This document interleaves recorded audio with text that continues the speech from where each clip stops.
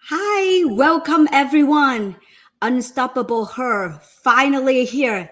Alka, congratulations. Amazing. Thank you so much. Moses, this has been such a, for the past 2 months, this event has been just created. It's been at the back of my mind. And I am so grateful to you for, co-hosting with me. I'm grateful to all the amazing speakers we have lined up and to helping women to thrive, not just survive, but to thrive. So I could not be more happier than to have each and every speaker come on and share to everyone. Absolutely. And you know what? This event, and just for everybody who's watching, this event is unlike any others. Why? Because of all of the speakers that we have. They don't just come in and tell you about the theories of how, to be successful or achieve things in life. They've done it. They lived it. So that is the authenticity, and you're gonna go away, you're gonna take away with a lot of uh, golden nuggets, right? So I don't know about you, but I have my notebook ready. So if you want to get, ready with a pen and with a notebook, please do so, Exactly. because everybody has just a few minutes on stage and you're going to just learn so much. And thank you, Alka, for creating this space, because, if I had this like 10 years ago, my life would have been different. Absolutely. You know what? We all start. We've got to start somewhere. That's right. And it's just so good to just inspire and empower each and every woman out there. If you're listening live on Facebook, Yep. you know that we want to help you and support you Yes. in every way that we can possible. Absolutely.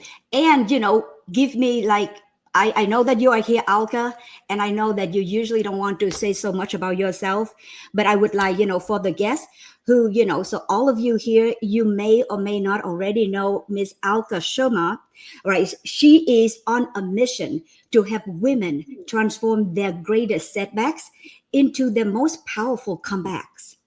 With years of experience that she guiding, women, right, especially the post-divorce women, she will bring her practical wisdom in life and in her professional life as well, and most importantly, her no excuse attitude, right? And that she will bring on to you when she meets with you in person or on every stage that she speaks. So here she is. Thank you so much, Moza. I really appreciate the introduction. Yep. This show is not about me. This show is about you. It's about you, the viewers. And first of all, I do want to acknowledge the viewers, everyone who's listening live today. You have taken out your Saturday to be here with us. And so for that, we want to thank you. I want to personally thank you. I want to acknowledge you for taking your time. So this show is not about me, it's about you. But Beautiful. Mosa, what you truly have, shared, what you just described, is truly the essence of how I live every day, is to empower myself and empowered in the way that I knew when after my divorce, like how I felt, what that truly meant to me, having to navigate life, on my own after my divorce, being I was broke, Absolutely. that Absolutely. financially, mentally, and internally broke, and having to navigate through those difficult and challenging times is what I want everyone to know, that you are not alone. You have my support, and I want to guide you in every way possible. Amazing. And we know we will learn more about your story later on. And ladies and gentlemen, if you are here with us, you will hear more about that story, about her story, when she comes and take the stage. So right now, why don't we invite the first speaker, Let's Alka? do that. Yes, Yep. let's do that. So are you gonna introduce her? Absolutely. Yep. So Lauren Sharan, we have Lauren coming up, and she is such an incredible individual. I've gotten to know Lauren and her story, and especially what she does. She's on a mission. Lauren Trent is the founder and CEO of Women of a Certain Stage, and she's the global authority on menopause certification and training and workplace strategy. Lauren is a trusted international policy voice, whereby she contributes to the UK Parliament and has served on the award-winning BSI Communities for the world's first standard for menstruation and menopause at work. So I'm excited to, for Lauren to come on stage and highlight for us. Lauren, welcome to Unstoppable Her. Amazing. What an amazing opportunity. And I'm so excited about being here today and an incredible lineup of speakers. So thank you so much for inviting me. You're and welcome. I can't wait to share a little bit about how we can successfully navigate menopause and why it doesn't have to define us in any negative way whatsoever. So yeah, I'm excited to dive in. Yeah. Well, the floor is yours, Lauren. Thank you for being here. Amazing. So look, here's the truth. Menopause is not the end of your power. It's the beginning of your prime. The world tells women at this stage of life to slow down, to fade into the background, and adjust their ambitions. And at Women of a Certain Stage, we do exactly the opposite of that. We don't survive the stage, we own it. We run it like a business. We drive it like a CEO drives a company, decisively, strategically, and unapologetically. Let me take you back to 2014. I left my job as a senior exec in financial services, thinking that I had it all. I was a new mum. I was leading a massive team globally. I was loving everything that I was doing. And I had a year where everything just seemed to be harder. It was like I was walking through treacle. Everything I tried to do felt like it was so much more effort. I wasn't sleeping. Concentration was out the window. And ultimately, I left my job thinking I had early onset dementia. I was in my early 40s and I could have been knocked down with a feather if I wasn't already sitting down when my doctor told me it was just menopause. So my mission as CEO is to give you the blueprint to thrive in your body, your mind, and your future. So what do we do at Women of a Certain Stage? We help you to make sure that whatever you're going through, no matter what stage of life you're at, you are able to successfully navigate menopause.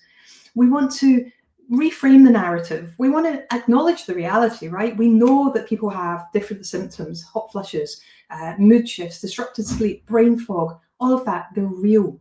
They are real, but they're not the definition of menopause. We want to make sure we replace victimhood with leadership. And just as a CEO navigates market changes, we can navigate the hormonal changes. It's not about strategy, it's about surrender. And we've got that underdog advantage. Like every great comeback story, this stage could be your most profitable in health, in business, and in relationships. If you stop seeing it as a decline and start seeing it as a pivot point. The mindset shift that we need to make for menopause is so, so vital to our ability to successfully navigate. So if we think about the CEO mindset of menopause, we reframe it as the boardroom of you. We have different divisions. What divisions are there? What is it that we should be looking at? Well, division 1 is your health as your research and development department. Investing in the right fuel, the right food, the right rest, the right training, so your body becomes an asset and not a liability. And what does that mean? What does it mean? It means listening to your gut and slowing down. If anyone had told me back when I was in my early 40s that by slowing down I would get so much more done, I would have laughed in their face. But the reality is, because of the decline in estrogen as we're going through menopause, our body systems don't react and respond in the same way anymore. So we have to start to listen to our body. We might have to adjust what we're eating and increase our protein, some healthy fats, and cut back on some of the sweeter foods or the alcohol. We might want to just be aware of how those things are affecting us. So if we do want to have them, we can indulge in them, but we know that the next day we've got a little bit more recovery time before we go back to our normal day-to-day life. On a movement side, we want to find an activity, maybe think back to when you were younger. What was it that you loved to do, to move, to energize your body, to feel joy that you haven't done since you were a child? Can you bring it back into your life? So we want to start thinking about how we can listen to ourselves and slow down, help ourselves get out of that fight, flight, freeze, that hyper mode where it's really good for getting jobs done, but it's really poor for seeing the big picture. We want to get into that relaxed, calm, rest and digested state. Division 2 is brand you, right? This is an opportunity. We're only halfway through our life when we get to menopause. And just like a global brand, you get to control your narrative. You get to craft your own 30-second power pitch for who you're becoming, not who you were before divorce, before menopause, before this stage of your life, no matter what age or stage you are when you're going through menopause. You get to choose. No one else defines you. And then our third division is strategic alliances. CEOs don't go alone. They have a board. They're surrounded by experts. Think about 3 people who can be your board members, someone to support in your health journey, a financial ally, and an emotional accountability partner. You're not alone. There's over 1.2 billion women in menopause right now, and we are collectively full of years of skills, knowledge, and experience all ready to give back to ourselves, our communities, our families, and the wider community as well. Now, part 3 is like having a 12-month power plan. And this is, if you think of it like a quarterly business growth plan, if you like. Q1 is audit and align. We want to track your energy, your mood, your productivity over the course of a month. We want to start identifying patterns so that you can schedule high performance activities when you're feeling at your best.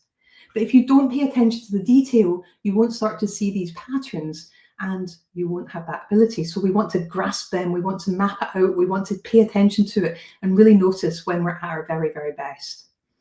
Q2 is a brand and broadcast. We want to update our profile online, offline to reflect our future self. We want to start about what is this image that we are creating going forward. We want to start speaking about your own expertise, your own story, and create your own platform too. Q3, monetize your skills, turning your life experience into revenue streams, consulting, coaching, courses, products, whatever your thing is. How can you, now that you've got yourself in a really strong, powerful, healthy mindset, robust situation, move this forward? And Q4 is scaling with certainty. Add one bold challenge every month, something that forces growth, new markets, new income, new personal goals so that you become this new you. And I just want to say to really close is that menopause is not your curtain call, it's your spotlight. If I'd known going back 19 years ago when I went through menopause, that I would be traveling around the world, speaking global stages, working with some of the largest organizations like Mercedes Formula One, HSBC, Deutsche Bank, lots of oil and gas companies, construction firms globally, I would have run a mile at the thought of doing any of that. You couldn't have paid me enough money to do it before menopause because I wasn't confident to do stuff like that. But now I know that being through menopause, coming through that challenge means that I've been able to step into my personal power, boost my vitality, and increase my impact going forward. So I invite you to do the same. Stop waiting for permission. Stop waiting for permission to feel good, to earn more, to take up space. Think like the person you want to become. Execute like your future depends on it, because it does. Your boardroom is ready. The next move is yours, and I invite you to become unstoppable.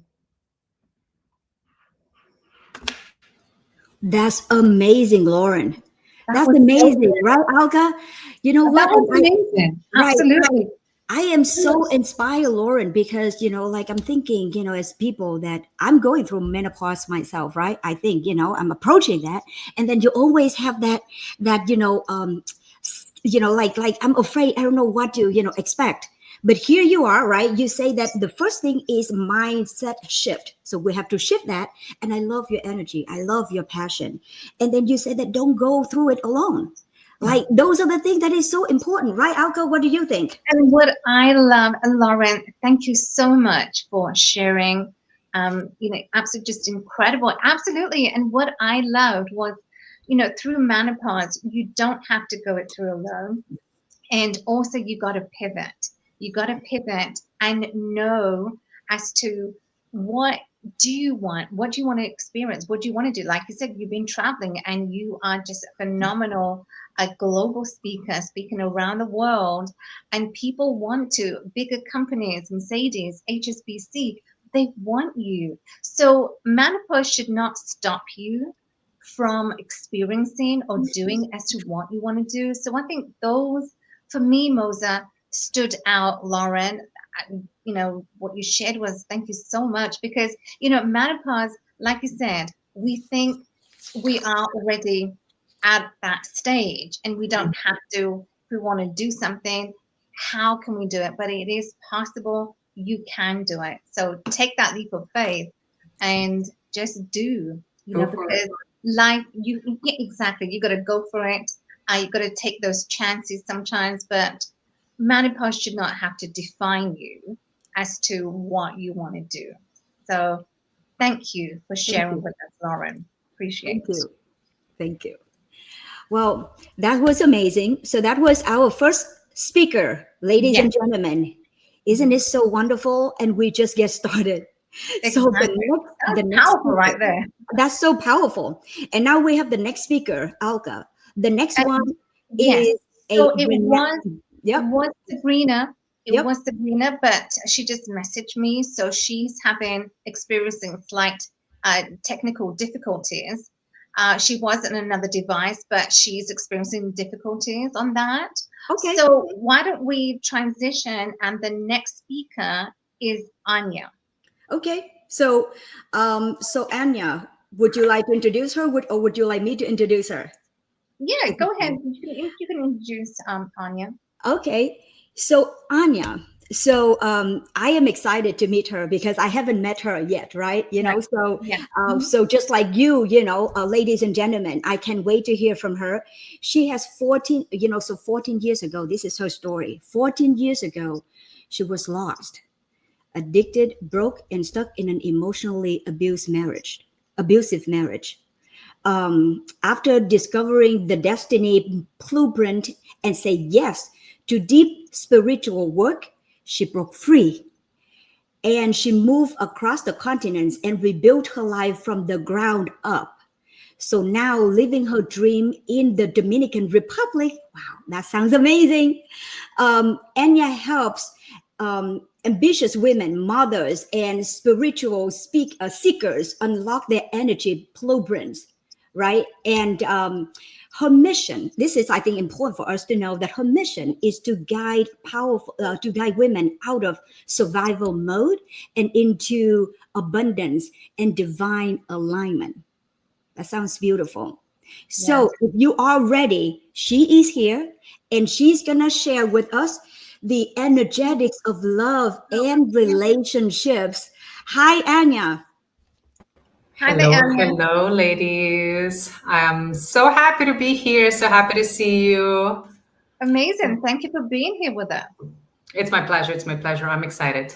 Yeah, great. Well, the So, floor is yours. yeah, so the floor is yours. Thank you. Welcome, everyone. I'm Energy Coach Anya, and thank you for that beautiful introduction. The story is definitely true. I have been through a highly traumatic experience. I got divorced, married and divorced very early in my age. So I kind of fast forward all that because I'll say my energetic coaches, my life coaches kind of saved me. And I just want to do the same thing for others. As it was said, I am here because I want people to understand. I want women to understand how much power we possess. So my story is just a great example of what is possible and what the powers that we hold. I always say when you work on your energetic, when you do your inner work, when you do your personal growth, there's only few options when it comes to love life that it happens, and I lived both of them. The first option was a not a thriving and not a very successful marriage where there was a lot of emotional manipulation, where there was a lot of crying, a lot of pain, a lot of surviving, a lot of conflicts, a lot of fights, and a lot of times I talk about that because mainly women don't understand how this negative energy exchange within a relationship actually influences your life in other areas of life. It influences the money that you make, the success you have in your business, and what I am very passionate about, it influences your physical body as well. So I used to live in China, and my fundamental knowledge comes from traditional Chinese medicine, where I help people understand that everything is energy and everything is an energy exchange. And if you're not aware of what kind of energy exchange you are living on a daily basis, not only it dampers and slows down your financial and business success, but it also, with time, all that negativity usually materializes in a physical issue. If you've ever thought about what kind of crazy world is that we're living in right now, is probably because a lot of people are misaligned. A lot of people are stuck in what we were raised to believe is important and what we are supposed to be doing. But again, there's more and more sickness. Younger and younger people are living this planet, and I want people to understand that your body is actually consistently giving you signals and signs and wants to guide you and wants to help you understand where that energy lack is. But because we were not raised to see those signs, what happens, we have to go through all this pain and hurdle and problems and relationship issues that we really don't have to. So me, after a divorce, which was a whole, new other topic, we don't have time for it today, but I focused on myself. This was the first realization. I have been successfully sacrificing myself, successfully learning, and that's what we do, women, right? We in our marriages, and then the kids come, and then the business, and we always give ourselves away when we don't really pay attention to our energy. And when you don't pay attention to our energy, the business gets more complicated, the relationship gets more complicated, and that's why a lot of people are going through these divorces and very stressful times, because unfortunately we did not understand how important, number one, our energy is, and everything else comes last. So if I may share this little story and kind of come up with a lesson that I want to share with you today, as again based on my personal story, is in my first marriage, I thought I did everything correct. And I thought, and we were a great couple. We were both, cute, and were fitting together, and we were very popular. But on the inside, everything was broken. Again, a lot of toxicity.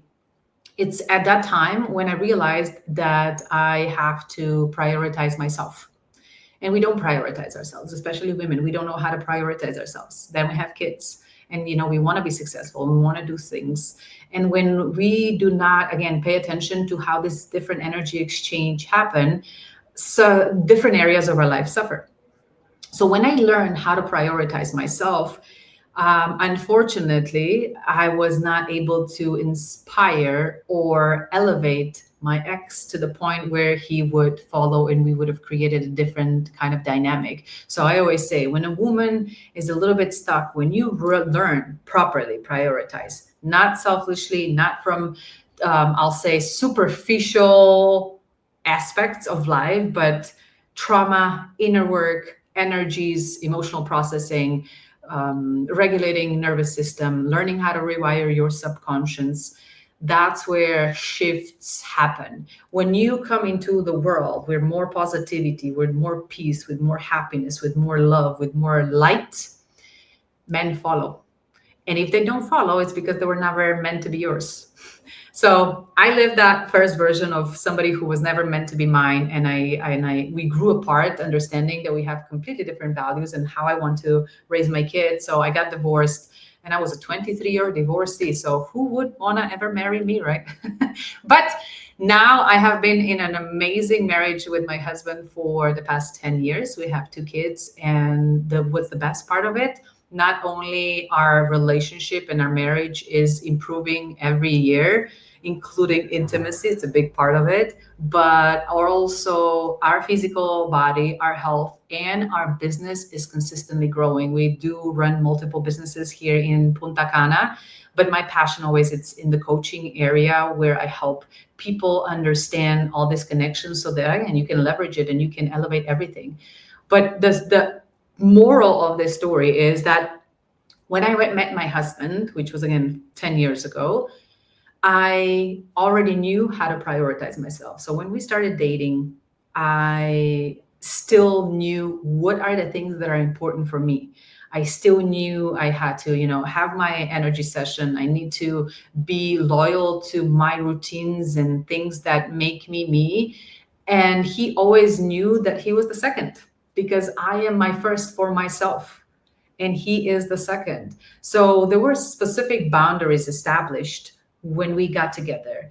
And we are not together because we have to, because we have businesses or kids or whatever, but we are together because literally every day we are able to choose each other.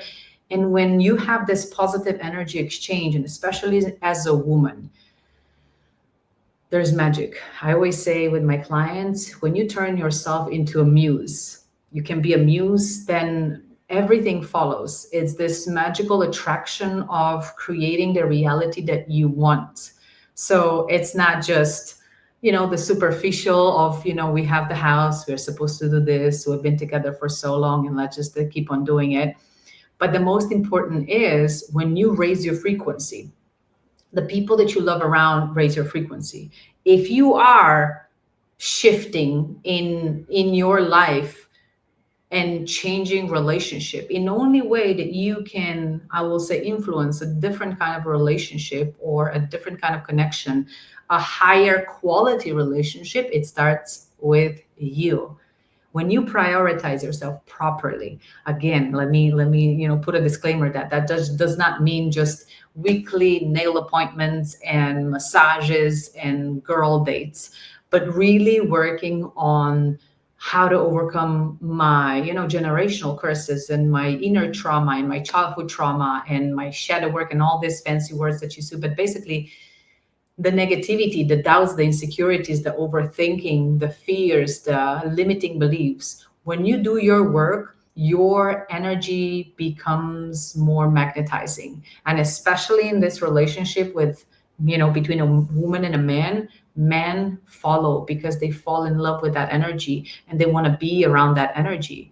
So either you are single and you want to attract, let's call it a more high quality man, you need to get to a higher frequency where you can now manifest, attract that kind of a man into your life.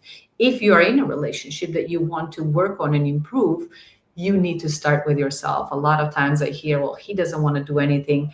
I can't do everything by yourself. And I say, there's so much you can do for yourself. And if the universe, God wanted you to be together, I promise you, he will follow. Because just like I said, I lived both of the experiences. I have lived when I started working on myself, and the universe showed me that I'm not supposed to be with my first marriage, that is not somebody I'm going to have kids with. But once I found that right person, when the universe sent me that right person, my husband followed, and we're going 10 years plus strong. And I am very proud to be an example of what a thriving marriage is, because I still remember in my first marriage, I did not understand relationship. I thought I knew, and it was just not going right. So all of a sudden I told myself, and I said, if I'm going to be the first person on this planet, which of course I highly doubt I am, but if I'm the first person on this planet to show what a thriving marriage looks like, I will do it. I have no idea how, but I will do it. And when I made this decision, the universe started shifting world and material and opportunities in a way that, again, how magically I was able to find my husband, and how magically, not only, like I said, we have every year a more connected relationship, we are stronger to raise our boys in and be an example for our boys, because obviously our kids are looking at us. What are you doing? How is your relationship? The children are watching and copy pasting everything that you do. But the magical part of it, which a lot of people don't understand, is how your business and your physical body follows that positive energy exchange within a marriage. And that's what you want. You want a thriving marriage. And when there's just a lot of positivity, when you have this, nuclear family of joy and happiness and just great vibes, that frequency attracts abundance. It attracts financial abundance. It attracts anything from clients to, again, never having financial issues and struggles. And a lot of people don't understand how this is connected, and they focus on the money and they strive and they grind, not knowing that a lot of times the negativity can be in, let's say, this relationship where there's a little bit of negative energy exchange. And just to kind of finish off the story, where you did mention the Destiny Blueprint reading, this is a great tool that I still able to share with the universe and everyone who is interested to understand where your energetic blueprints are. Where is your energy? What are your blockages? What are your relationship blockages? Because on top of this blueprint is really understanding, what is that my task is here to do, where I'm bad at, where I'm good at. Because when you have clarity over that, that's when you can strategize. And that's exactly what happened to me when a complete stranger did my Destiny Blueprint reading. And I was just flabbergasted to see how all these things that I'm feeling and I don't even know how to express is showing in my numbers. And on top of this clarity, I was able to strategize I don't want to be a slave to these frequencies and my destiny, and just figure out, hope I make it happen, hope I'm successful, hope I am forever married. I took these matters in my hands and I said, I am going to do everything in my power to make sure that I get that done. So far, so good. Follow me for the future, of course, to make sure that I keep loyal to my promises. But yeah, it started with Destiny Blueprint reading, which is an amazing magic. It's a combination of numerology and traditional Chinese medicine. I still use nowadays with my clients, because I help them understand, what is your blockage? Why you feel stuck? Why is this repeating? Why you feel like, you can't break out of this specific layer in a relationship or in financial area. And when you have that clarity, you also have, on the flip side, there's always a solution, but again, strategy. I am done hoping, wishing, and let's see. I am here because I want to show that you are unstoppable if you dare and if you're brave to look within, because your material world, everything that you're living, love life, financial life, and health wise, is just a mirror of your inner energy.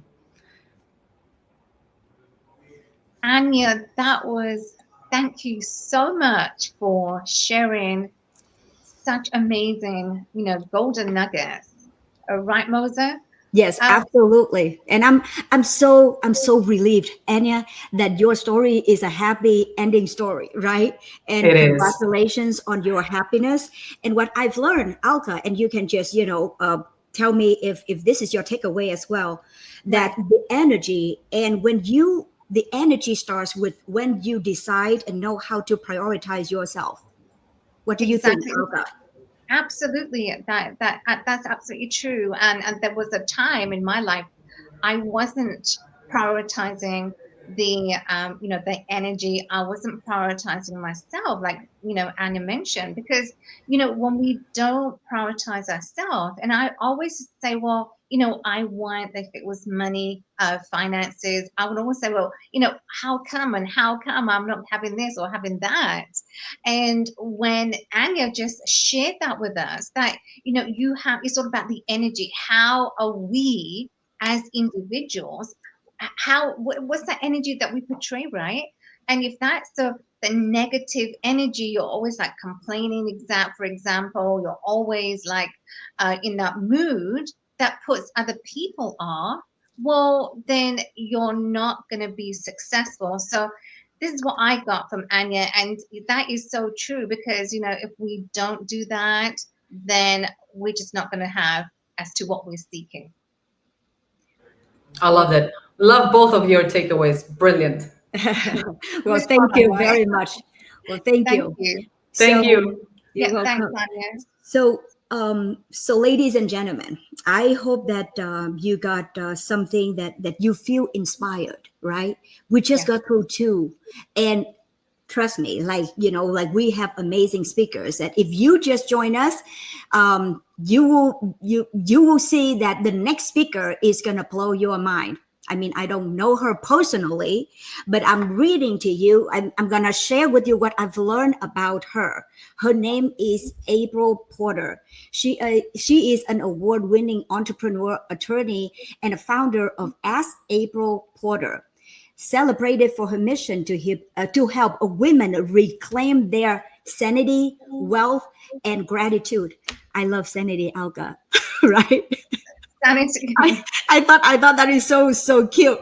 As a former judge and accomplished multi-unit franchisee, April offers a powerful blend of sharp legal insight, strategic business acumen, and real-life experience, navigating reinvention and bold and new beginnings. That's exactly what you would like to provide to our audience, right, Alka? I think that is so Exactly. aligned. New beginnings. Yes. Exactly. New beginnings. That's exactly what the Unstoppable Show is about. To rewrite the next chapter of your life, creating that new beginning. That's 100%. So I'm excited to bring on April, because she's going to be, she's just amazing. And so I look forward to hearing from you, April. The stage is yours. Oh, thank you so much, ladies. It's such a pleasure to be here with all of these amazing speakers on stage, but also with all of you watching. And I hope that you are taking notes, that you, at the end of today, you have an opportunity to make a implementation plan from what you've learned today. Because anytime you go to something that's going to inspire you, inspiration is great, but action is what moves you into your future self. And that's really what we're here to talk about today, is shedding. When you have gone through a divorce, you have to shed some of your old self, right? And you have to step into your new self. And there's many ways, many pieces of your life that you can do that. And one of those ways that I work with people is through entrepreneurship. So many times when we're in marriage, whether it's a marriage that is strong and stable and surviving, or if it's a marriage that we have to let go of, either way, when we're in a marriage, we have to make certain choices based upon the unit. And once we're out of that, we make choices based upon ourselves. It gives you some freedom to do that you may not have felt like you had before. And what we like to refer to that as through my company is SWAG. It stands for Sanity, Wealth, and Gratitude. The reason that we've compiled it into this acronym is because that's really what everybody wants in life. Everyone wants to feel sanity, not live in chaos, not live in tumultuous times, not live with so many things on your plate that there is no room for you, not live with feeling like you have to hold it all together and like you can't let anyone down, right? None of that feels good. We want to feel calm, secure, like we have enough time in our day to accomplish the things that have meaning for us, and that we are making an impact. We have that ability to make the impact where we want to make the impact, but we're not being pulled in a million different directions. So all of us are seeking sanity. Also, all of us are seeking wealth. And there's so many mindset pieces tied up in money, right? Money is just one form of wealth. And we won't even get into all of the different things people feel about money, but so many people are taught that desiring a high level of wealth is somehow greed or bad. And that's just a mindset. That's just a belief. That's not necessarily true. And so that's Anya's specialty, right? Is understanding energy and how all of that works and how those beliefs create your reality.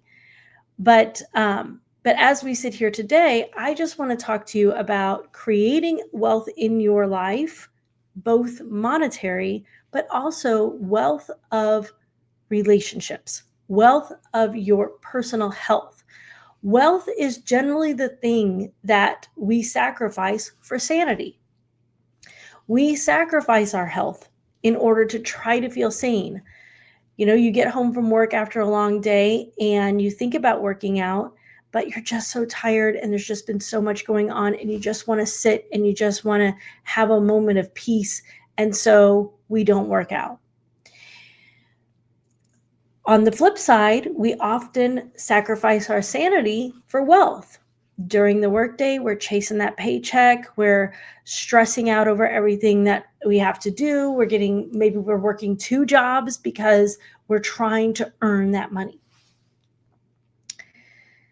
That brings me to the next piece of swag, which is the word and. The word and is meant to signify that you can, in fact, have it all. You can have sanity and wealth. You don't have to sacrifice one for the other. And in fact, when you can learn to have a balance, then with sanity and wealth and the G, which I'm going to reveal in a moment, then when you have that balance, what you do is you create more space. Just like Lauren was saying earlier, you get to slow down, and when you do, it actually creates more abundance for you. Which takes me to the letter G. G stands for gratitude. Gratitude is, whether we realize it or not, that's actually the feeling, the emotion inside that we're seeking. When we're truly sitting in gratitude, there is no space for fear. There is no space for distrust. There is no space for guilt, because gratitude overrides all of those other feelings. So what we're seeking in life is the sanity, meaning our actions line up to be sane. We're not getting pulled in a bunch of different directions, and we don't have a million things on our plate. Wealth, we get to experience the height of experiences in life, which might mean trips with our family, right? Coming from monetary wealth, but also the height of our health and the height of feeling that we're in loving relationships. And then gratitude. And that is the opportunity when we feel safe and we feel like we have sanity and wealth, we feel like we can give back to others, filling us with gratitude for all that we have and our ability to then spread joy. And when we're full of that, we have no room for any of the other negative stuff. And so this is what I help people achieve through entrepreneurship or small business ownership. And once someone has gone through a divorce and you're making a big change in your life, you might realize that you've always had some entrepreneurial dreams and that you've always really wanted to own a business but didn't feel like you could. And it may not be because you were in a bad marriage, but it might have been because you had obligations in that marriage that made it feel like it wasn't safe to venture into small business ownership, meaning there's too much risk involved. And now you might be looking at things differently, and you might be thinking, oh my gosh, like, if I'm going to make a change, maybe I should finally start pursuing these entrepreneurial dreams. And this is where I want you to focus on swag, because this is where many, many people get this wrong. They jump into business ownership because they're seeking to escape their former lives. Usually it's to escape employment. You stop working for somebody else. I want to be my own boss. I don't want to have to answer for, taking time off, or I want to make the creative decisions. I could do a better job than what this company is doing. So we're actually looking to escape employment typically when we jump into business ownership. And what that does is it causes people to try to dip their toes in and to see the temperature of the water. And so people tend to not go all in, and they limp along. And ultimately what ends up happening for the majority of people who actually own businesses or report that they own businesses on their tax returns truly own a hobby. They're working in an expensive hobby because it's never giving them the sanity, the wealth, or the gratitude that they seek. So if you're looking at entrepreneurship, that's where you want to start. You want to start with, what does sanity, wealth, and gratitude look like for me?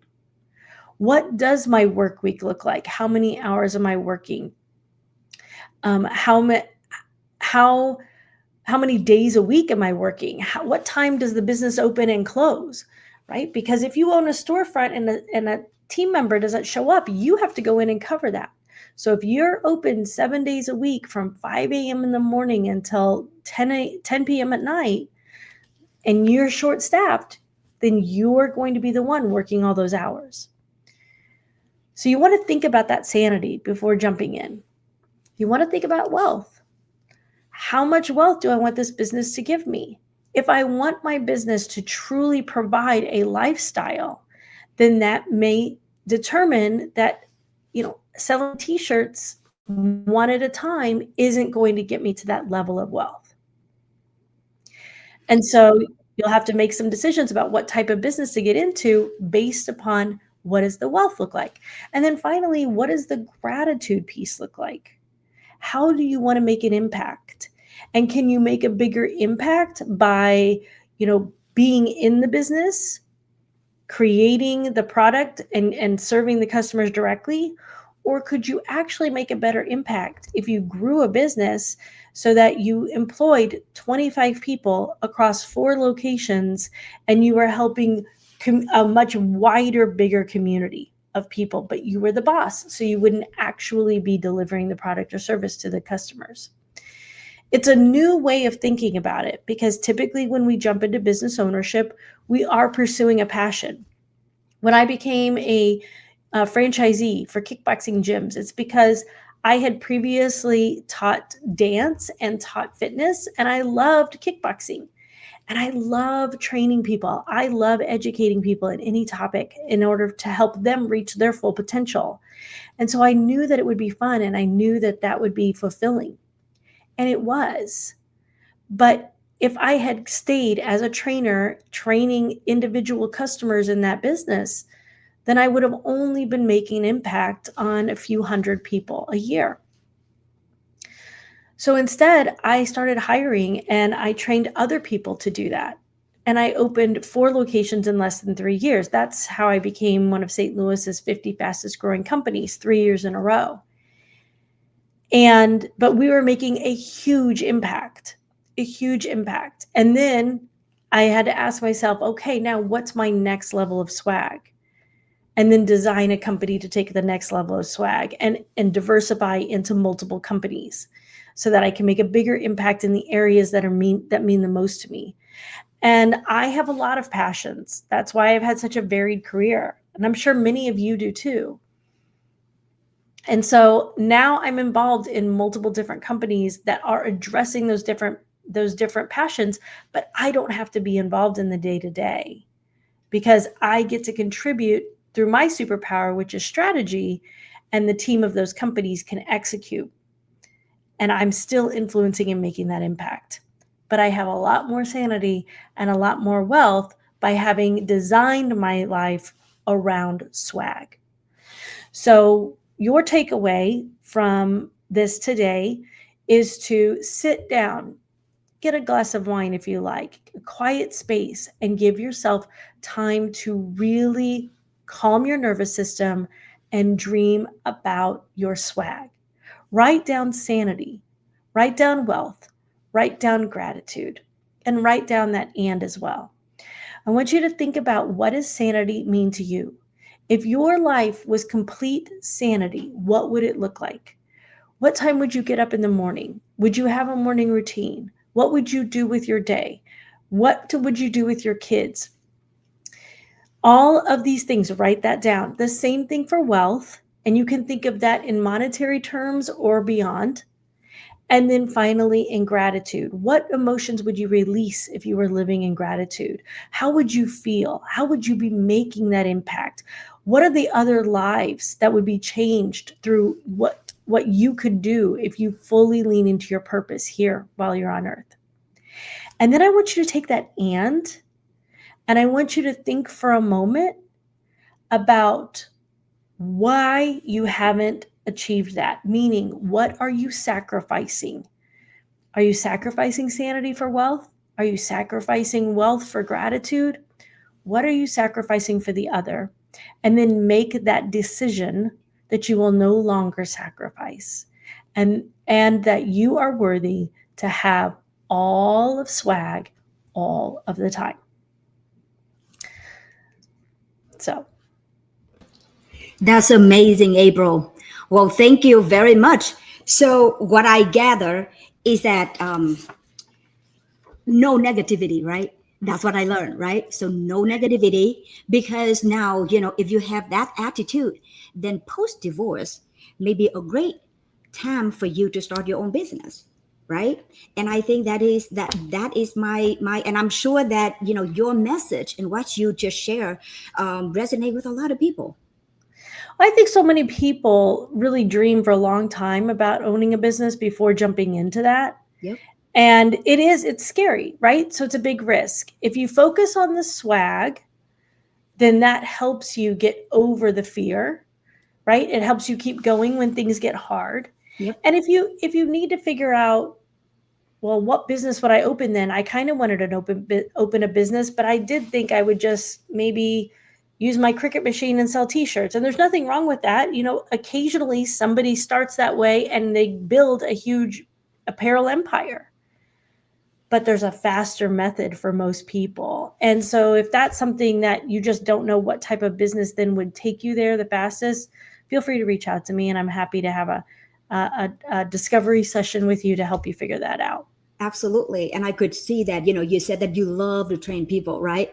And you are an educator and you are a mentor. So yes, absolutely. Well, thank you very much, April. That was such an amazing talk. And everyone, so now I'm gonna introduce a very special guest. And she is an international speaker, and she is a mindset strategist, and she's a coach for unstoppable women. So yes, I'm talking about Alka Sharma. And Alka, I have known her for a few years, and her mission and what she holds very close to her heart is to help women to transform their lives after divorce, right? So Alka has the practical wisdom and the contagious energy and the no excuses attitude to everywhere she goes, especially on the stage that she speaks on. And she is a living proof that your next chapter can be your best yet. And why do I say that? Because she has a book, and I'm not sure if you've read it, and I would love for you guys to have it, From Cocoon to CEO. And I would love for everybody to have it. And Alka, the stage is yours, honey. Thank you so much, Moza. I appreciate the introduction, and I want to welcome everyone who is watching us live. This show is about you. Let me start off by sharing a quote. And this quote truly resonated with me. It's in my book, From Cocoon to CEO, Living the Life of Your Dreams. If you can't change your attitude, change your life. If you can't change your life, change who you are becoming. Your past doesn't qualify to negotiate your future. to be unstoppable, to becoming the butterfly that you've always wanted, to blossom into a woman, to blossom into the best version of yourself. What does it truly take? And this is what unstoppable means to me. And this is why I've created hosting this platform today with all of us here gathered to be unstoppable. And so I just want to share with you, first of all, what that took for me in my life as I was experiencing the challenges in my life. My entire life, I was that caterpillar trapped inside a cocoon. And no matter how hard I tried to step out, to navigate, it was like a vortex. It brought me back to where I was. How did I go from being a caterpillar my whole life? I was bullied as a teenager. At the age of 15, I was bullied every single day at school. And being in school was a very challenging time for me as well. I just didn't want to be at school and I didn't want to be at home. I was cross in between as to where my life, who was I, first of all? Who was I? I lost my identity in when I was being bullied. I lost who I was. And what did I need to do to become empowered, first of all? And then second of all, to be unstoppable. Well, let's just take from where I was in that dark moment of my life being bullied at school. It was traumatic. And that trauma was with me my whole life. And so going from being bullied to being disempowered, I felt disempowered. I felt, my life wasn't going anywhere. I had to be the one to control my life. I had to be the one to navigate those difficult, challenging times. And most of us, when we are going through those difficult, challenging times, we quit because we feel, how do we even overcome? How do we even overcome the obstacles, the challenges, the roadblocks that we have in our life? And I'm here to share with you that yes, it was difficult, but also I needed to do it. And you have to do it because your life depends on you.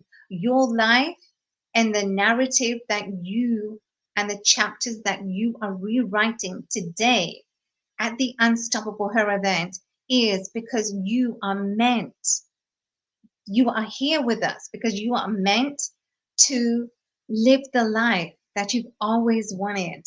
And so from being disempowered to being empowered, that day when I got the girls expelled was freedom, was liberating. And I truly feel that when I took that ownership, when I seized control of the girls that were bullying me, I was the one to take that step. And you, my friends, are there to take your step forward to knowing you have to be the one to always be in control of your life. The next phase of my life and how I needed to be unstoppable was in my marriage. My marriage was a very toxic relationship. It was a relationship that, it was a very abusive to say the least. And I was never allowed to express myself. I was never allowed to fully be who I was. And when you're not allowed to, you're always disempowered from everyone around you, it makes you feel that you're less worthy. And, those experiences that we always have with us, that we are feeling that we are less worthy, we are not we can accomplish or to be successful.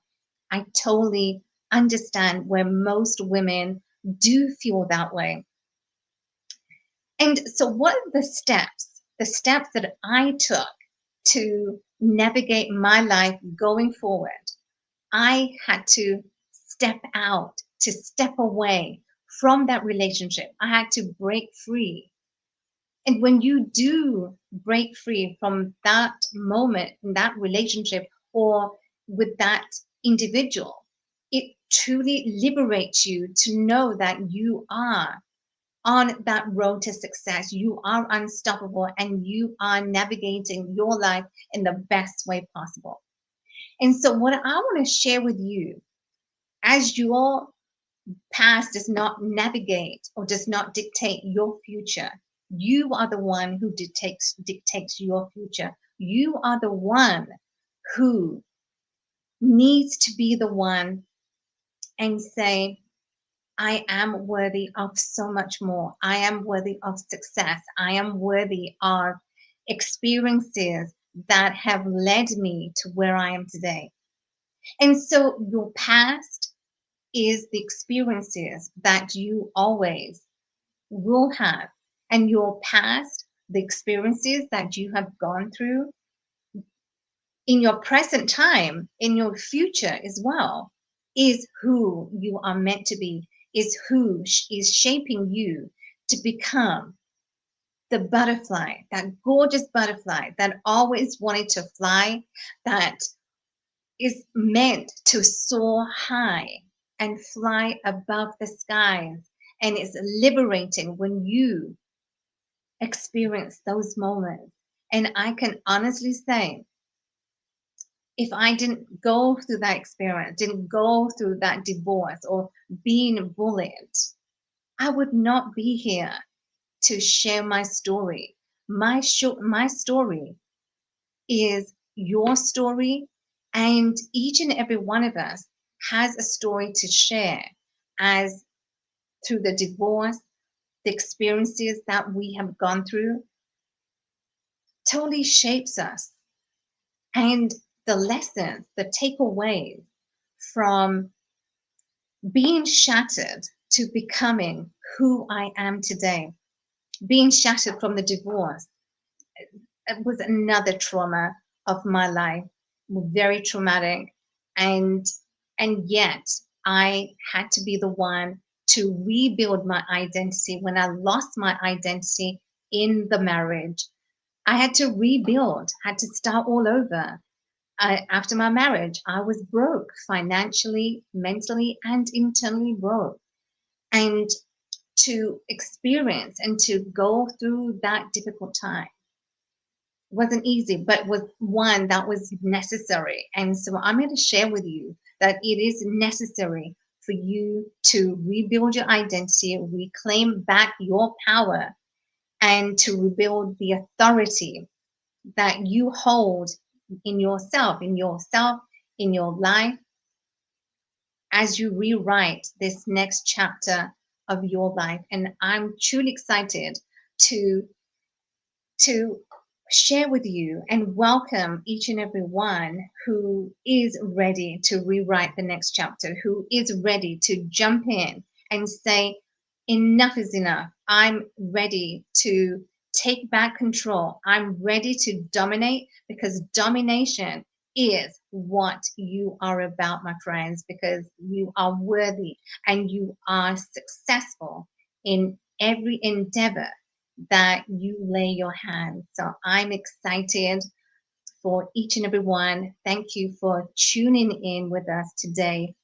And I could not be more proud for each and every one of you. That is so beautiful. And I can see that in the chat, people are just, sending love to you. You are a strong woman, right? Yet you are very graceful and very feminine. And that is a beautiful combination. And I think that's why your energy just you resonate with a lot of women, and people attracted to you because of that, like, in a very healthy way, right? So what I've learned from your talk is that you need to rebuild. It's necessary to Yeah. rebuild your identity and reclaim your power.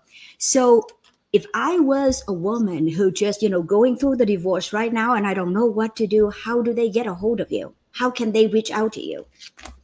You can connect with me on Instagram at Alka Sharma CEO, and I'll be more than happy to guide you and help you and navigate as you are going through this difficult time, or you have gone through experiences. But let's connect, and I'll be more than happy to connect with everyone. Absolutely. So yes, ladies and gentlemen out there, just, connect with her, Alka Sharma. She's everywhere on social media, and just DM her, right? Send her a direct message. She will reach out to you. And, she put in her heart is that her work and her heart and her expertise. So stay connected. And the next person, would you like to introduce him, Alka? Yes, absolutely. It's the one and only. That's Toby. right. Well, That's right. I'm so excited. I'm so excited. I've heard great things about him. Everybody speaks so highly of him, and I Right. just can't wait. Exactly. Well, I say one and only. He's the only gentleman amongst all these beautiful ladies around us. Right. But it's the one and only. It's Toby Potter. Toby Potter is no fluff. He's a real estate investor, coach, and founder who has rebuilt from rock bottom to build multi-billion dollar empires with raw battle tested strategies in creative financing, deal sourcing, and mindset transformation. Toby delivers real truth for real results. Yep. And he's blending trench earned wisdom with a warrior's conviction. Toby pushes you to push to no excuses, take radical ownership of your life, and build wealth that truly lasts. He's a vision driven, faith forward, and built for impact. Toby is committed to helping you rise, transform your mindset, and claim your financial future. I'm excited, and we Beautiful. are excited to bring on Toby Potter. Toby, welcome to the stage. You know what? Can I say one thing real quick? I love when you say that Toby delivers real talk for real result. That's powerful. And that's what Toby's going to do today. Absolutely. Toby, welcome. Thank you so much, Alka, Moza. What an honor, what a privilege. Holy cow, you're right. I'm the only guy on this stage amongst a bunch of beautiful women. And then I have to follow behind you, Alka. You just gave an amazing story. You gave an amazing platform. And then I got to follow behind that? Come on. Now, that's just not fair. The floor is yours. Please. Well, thank you so much. Thank you so much. As I listen to these stories from Anya, from April, from Alka, and I sit here and I listen to the transformation that took place from the past to the present and where they're going in the future, it's unbelievable. But the power behind it is that it can be done. And this is what I want to share. So, yes, I'm a male, newsflash, amongst a bunch of women, talking about women going through divorce and then transforming their losses to financial freedom, financial security, but more importantly, to spiritual, mental, and physical health. So, real quick, I've lost everything. I had an amazing life, an amazing future. We had built an amazing company, and in 2008, lost it all. Lost an amazing custom-built house, lost everything from the financial crash. And so I resonate with this feeling of, what the hell? What did I do to cause this pain, to cause this loss? What did I do to deserve this? And I know that as a subject child of a divorced family, that's what my mom felt. What did she do to cause the divorce? Every woman on here I know has asked themselves, what did I do I felt it personally as a CEO, as a father, as a husband, when we lost it all, something that I didn't do, I didn't cause, but I was subject to that. I felt just as empty, just as impacted, just as broken. And so day after day, I looked in the mirror and I said, what do I do now? I've lost it all. We spent so much time and energy to build this life, to build this family, to build this business, and it's all gone. And every woman on here has said the same thing. You put your heart, mind, and soul into a marriage, into a life, into a family, and then it was gone for whatever reason. And here's the thing that's got to happen. The thing that has to happen is you have to say, it is what it is, and we move on. Because that's what I did. After I got done feeling sorry for myself, after I got done licking my wounds, after I got done, I said, you know what? This is not who I am. This is not what I'm destined to become. There's more to me than this. And I want that to resonate with every person listening today, right here, right now. There's more to you. There's more for you. But until you accept who you are, the power you have, the future that you hold, nothing's going to change. Until you dig deep down inside and say, you know what? Whatever. It happened. I'm going to learn from it, but I'm going to become stronger. I'm going to become better. And I'm going to turn this thing around because I've now got a story. Who knows? I had no idea why we went through that crash in 2008. I didn't know why I went from being a multimillionaire to recycling water bottles and cutting coupons out of the Sunday paper. That's how old I am. You know how the coupons in the Sunday paper. But that's how broke I became overnight. Lost it all. And I didn't know what that was, but now I do. Now I understand because now I can resonate. Now I can share. Now I can say, you know what, I've been there, done that. Maybe I wasn't ever divorced, but I lost it all. I let my family down. I let my wife down. I let my kids down. I let all my employees down. They were devastated financially, emotionally, spiritually. I was beaten, broken, and torn apart internally. But then I remembered, you know what? I have a creator who created me in his image. And he said, you know what? I know the plans.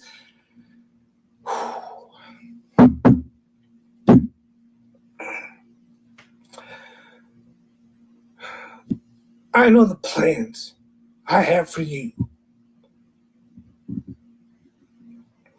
The plans to prosper and not to harm. He said that to every one of us.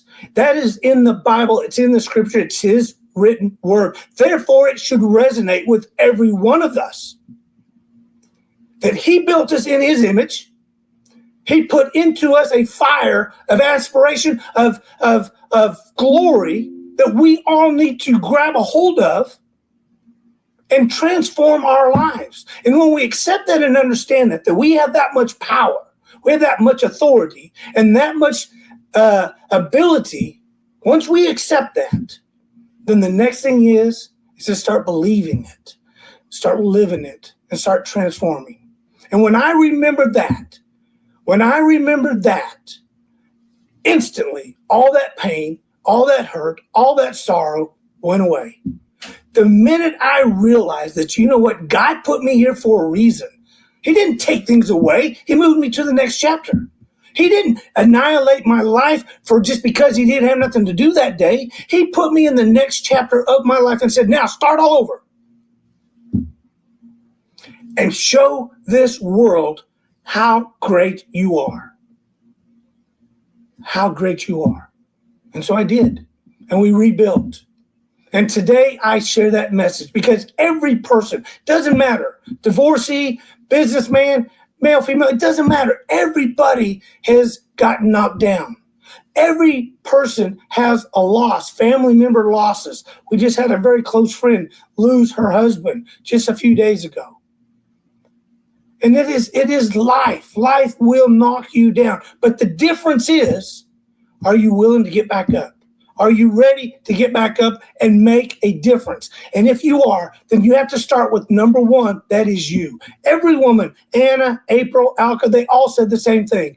I had to transform me. I had to show me love, me time, me respect. And I'm telling you, every one of you, I had to do the same thing. I had to quit about all the noise. I had to forget about what everybody else thought and say, oh, Toby Parter lost it all. I don't care, because I'm going to build it back twice as big. So will you. Just like Anna said, her first marriage was not that great, but her second marriage is amazing. But simply because she transformed herself. She dug deep down inside and said, I'm going to be a better me before I can ever do anything outside of this.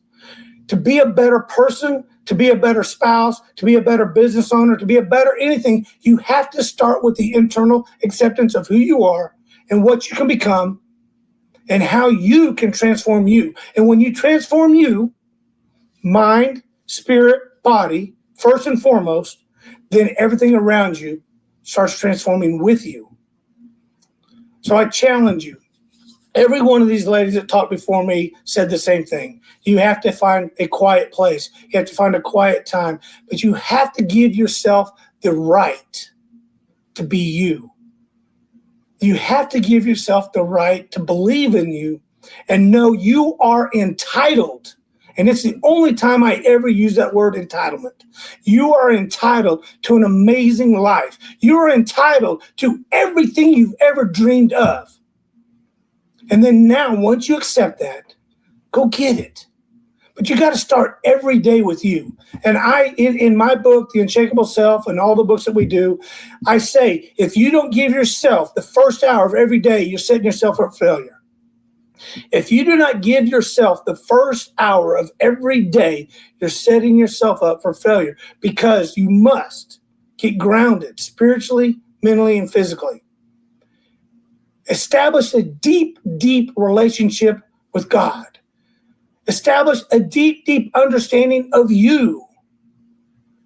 Establish a deep respect for the powers given to you by the Creator, and then empower yourself to go fight every battle that you're going to face all day long. And then when you come home, just let it all go. Go back to giving back to you. Say, you know what? I gave it my all. And I accomplished so many things. I achieved everything I needed to for that day. And then wash it and start all over tomorrow. But if you don't, if you are behind schedule, if you get up and you're running behind, you will see the chaos compound. So I challenge you, if you're serious about being the new you, if you're serious about transformation of your new life, if you're serious about accepting all that life can give you, then do this challenge. Start with the first hour of every day. If you have to get up earlier, then get up earlier. But start making a disciplined action so that you start making a better you facing the day. Spiritually, 15 minutes. Mentally, 15 minutes. Physically, 15, 20 minutes. And watch the transformation. And I give you this challenge. Give yourself 2 weeks. Do it religiously for 2 weeks. And if you don't see a transformation, give me a call, because I'll tell you why you're not seeing the transformation. But I've done it. I went from a wealth, a lifestyle, amazing, to absolutely being almost living on the streets with 2 kids and a wife, to rebuilding what we have today. And the only thing I attribute it to was that I believed in me. Nobody did it for me. Nobody gave me anything but God. He gave me the power, the spirit, and the mindset to say, I was created to become something great. I was created to have an amazing life. I was created to transform lives. And maybe that's why I went through that struggle. Maybe that's why I went through that story. Maybe that's why that chapter of my life exists, so that I can be here today sharing it with you. But if I did it, if Anya did it, if April did it, if Alka did it, and the other ladies that's getting ready to go in here, then you can too. They're not super women. I'm not Superman. We're just individuals that understood that the only thing that had to change was our belief in us, and then live that every second of every minute of every day. And when you do that, you will see, as Anna says, the energy start coming around you and lifting you up. And then you're going to start walking on air. And when you start walking on air, everybody around you goes, holy shit. Look at them. Yesterday they were beat down. Yesterday they were, doom and gloom, negative Nancy, whatever you want to call it. And today they're walking on air. And the only thing that changed wasn't the employees, wasn't the job. It was you. You started seeing life differently. You started seeing yourself more empowered. And you started seeing a new glow, a new fire within you that's now resonating out. And then everybody around that joined in. That's about transformation. That's the thing that these ladies are sharing with you today. They've done it. They're doing it. They're living it. And they're excited to share. And each and every person on here needs to understand that's all you need to do is start living for you. They talk about getting into a calm moment. April was saying about being calm, being in control, having structure. You have to start this in the beginning of the day. You can't start it at the end of the day. It's too late. You need to start believing in you and setting time aside for you in the first thing of the day. And then start watching the day start coming to you, watching the day start conforming around your vision, your goals, your dreams. Right now, every one of you, if you're struggling, it's because you're chasing something that you can't have. You're not ready for it. If you're not where you need to be emotionally, spiritually, physically, financially, it's because you're not ready, you're not aligned, and you're not prepared. And what will happen is another disaster. Start with you. Build a better you. Today, starting right here, right now. Make a conscious decision. I want more. I want to become more. I'm going to do more. And I am important because you are. You're created by God in his image to become something amazing. Everyone on here has that God-given right. So I empower you to run with it, to accept it. Quit feeling sorry for yourself. Quit blaming the past. My mom, I'm 59 years old. My mom still blames my dad of their divorce 59 years ago. She's the most miserable person I've ever known, and I hope she watches this. But see, no good comes at 59 years later. She'd been married 3 other times, but those marriages didn't last. You know why? Because she was so bitter, so mad, so pissed about what happened when she was 16 and 18. So you gotta move on, because if you keep living in the past, you're gonna keep being the past. Be the future. Be the better you. Be the empowered you. Because I guarantee you, I see who's on these calls. I see who's on here today. You all are amazing. The women that have spoke, the women that have already given their testimony, and the women that are coming up are amazing. Every one of us has that opportunity to become unshakable, unstoppable, empowered. And when you now can do that and become unstoppable, you're going to help somebody else. And that person sitting next to you, that person in the office with you, that person that you have cocked or whatever, they may be the one that you can change. You can transform. And if you just change one person, you've done an amazing task. But in order to change somebody else, you have to change yourself. You have to accept who you are, who you can become, and then go get them. I love this platform. I love what Alka and Moza are doing. I think it is the most empowering thing that can go on, because women get left out. They get misrepresented, and the women run. I'm telling you, I know there's always a man behind the corporation. Women run it. A woman runs my company. A woman runs my backside. Brenda, who's helping you with Alka. Women are so empowering. It's unbelievable, and we just don't give them the credit they deserve. Amazing. Toby, thank you so much for sharing. Moza, didn't I tell you? Toby, he comes with fire. He's so amazing. I did not want him to stop. No, I know. For another 8 hours. So, and you know what? Yep, go ahead, Alka, go ahead. Yes, I was just going to say, Toby, what I truly, the takeaway that I got away from you, you've got to start with you. You got to develop that you that was always meant to be more. But because of the circumstances, the adversities, is always shoved on the carpet that we can never be successful. Right. And also what I truly resonated is you gotta let go. You can't be bitter your whole life. I mean, if I had stayed bitter after my divorce and I did not, I would complain, or I would just say, well, it was their fault, but I didn't take that ownership. That's right. My life would not be where it is today. So you've got to let go. You've got to let God, because it's all about, if you have the faith, God makes it work. So thank you for sharing that. Yeah. And I think that's where, and I know we got to get to the next speaker, but I think that's where most people won't let go, and therefore they don't let God take over. It's like Carrie Edwards said, Jesus, take the wheel. Let go. Let him take the wheel, because I guarantee you he's not going to put you in the ditch. He's not going to put you off the cliff. He's going to put you right where he needs you and move you forward. And if people would recognize that, realize it, accept it, their life transforms automatically. Yep. 100%. So I just have one thing to tell Toby and one thing to tell the audience. So Toby, thank you for being vulnerable to us. When you had that moment, my heart was with you. I felt you, and I felt the pain. Right? I had tears in my eyes because the pain, and you're absolutely right.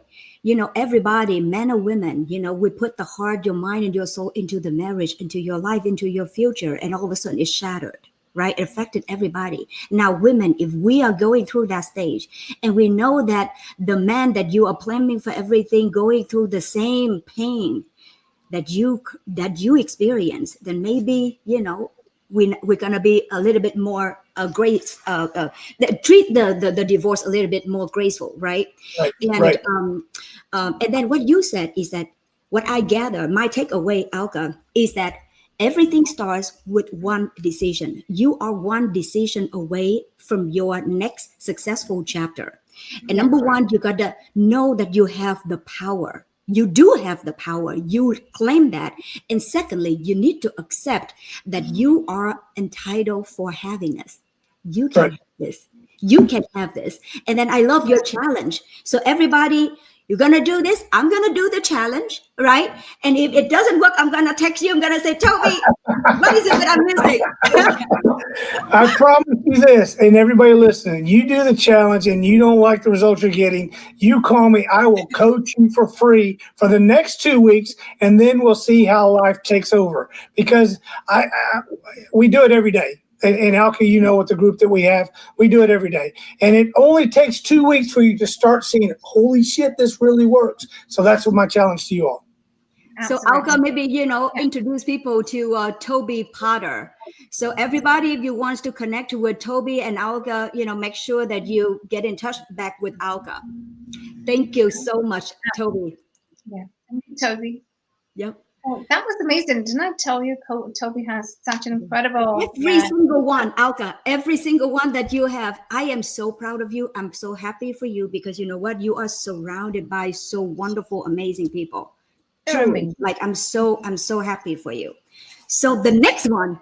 Well, Moza, I gotta say, I do have to say, it takes a village. It takes a village to put on this event. As I said, this event was created about 2 months ago, but it takes everyone together to put on this event. But also the viewers watching. I want to acknowledge the viewers, because without you and your support, being here with us on a Saturday morning, afternoon, it means a lot. So thank you for being here with us. Absolutely. So the next guest speaker we have is Marilyn. So do you want to introduce Marilyn, Moza? Marilyn, she is a sweetheart now. Okay. So I have not met her yet, right? So you're gonna jump in if you have other things to say. Yeah. But what I've learned is that Marilyn is a capital strategist, and she is a mentor, and she is a co-founder of Adamo Capital Network, a referral engine connecting borrowers, lenders, and investors across North America. And she, after exiting a 7-figure pharmacy business, so she's in the drug business. I'm just kidding, Marilyn. She reinvented herself through her elite ecosystem and now work directly with the real estate investor and funder, Toby, of course, right? So they all work together. That's amazing. Yeah. So you want to share what you know more about Marilyn? Yeah, no, you read the bio. That was Yes. absolutely correct. That's what she does today. So yeah, I'm excited to And- bring Marilyn on. Right. And now, her mission is to mentor powerful players, and then, here she is, Miss Marilyn, beautiful and graceful. Hello. And let me see, today her talk will be power reset. Power reset. Yes. Yeah. Marilyn, take the floor. Excited to hear from you. Yes, thank you so much. Yeah, so I just had a little video. I wanted to share a little audio from that for a sec. You'll recognize it. You ain't gonna believe this. Well, you used to fit right here. I'd hold you up to say to your mother, this kid's gonna be the best kid in the world. This kid's gonna be somebody better than anybody ever knew. And you grew up good and wonderful. It was great just watching every day. It was like a privilege. Then the time come for you to be your own man and take on the world, and you did. But somewhere along the line, you changed. You stopped being you. You let people stick a finger in your face and tell you you're no good. And when things got hard, you started looking for something to blame, like a big shadow. Let me tell you something you already know. The world ain't all sunshine and rainbows. It's a very mean and nasty place, and I don't care how tough you are, it will beat you to your knees and keep you there permanently if you let it. You, me, or nobody is gonna hit as hard as life. But it ain't about how hard you hit. It's about how hard you can get hit and keep moving forward. How much you can take and keep moving forward. That's how winning is done. Now, if you know what you're worth, then go out and get what you're worth. But you got to be willing to take the hits and not pointing fingers saying you ain't where you want to be because of him or her or anybody. Cowards do that, and that ain't you. You're better than that.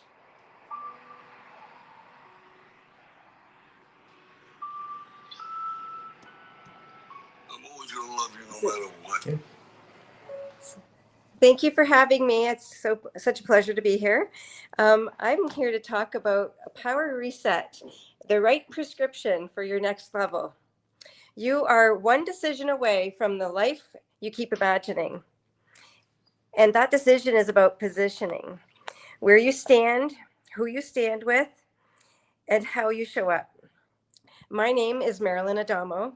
I create business and life transformations by combining three things most people never put together: relationships, strategy, and execution, all at the same time. That combination is what turns a good plan into an unstoppable one. It's what takes you from hoping to knowing, and when you know, you move back faster. When you move faster, you get there first. My mom was a teacher.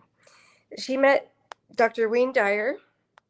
She actually met him in her career and brought home his books and cassette tapes. Throughout the 70s and 80s, they were playing in my house all the time about joy, energy, possibility. I didn't realize it then, but she was planting seeds. Seeds that taught me how to see what's possible, even when others, even before others recognize it's there. That's why even today, when things feel uncertain, I go back to that foundation. I ask myself, where's the opportunity in this? What's the sign? What am I supposed to learn here? What am I supposed to do? Who do I need to be connected to right now? And the answer always shows up when I'm positioned in the right room with the right people, 100%. Years later, I built a pharmacy business from the ground up. But the success wasn't just from filling prescriptions.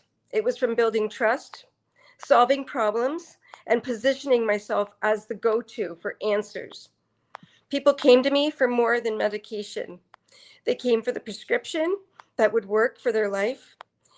And that's exactly what I do now in business. I look at the whole person and I help them with their life. That's what I did in the pharmacy. That's what I'm doing here. I look at where you are, where you were, where you want to be, and I help architect the exact prescription to get you there. The right relationships, the right capital, the right steps in the right order.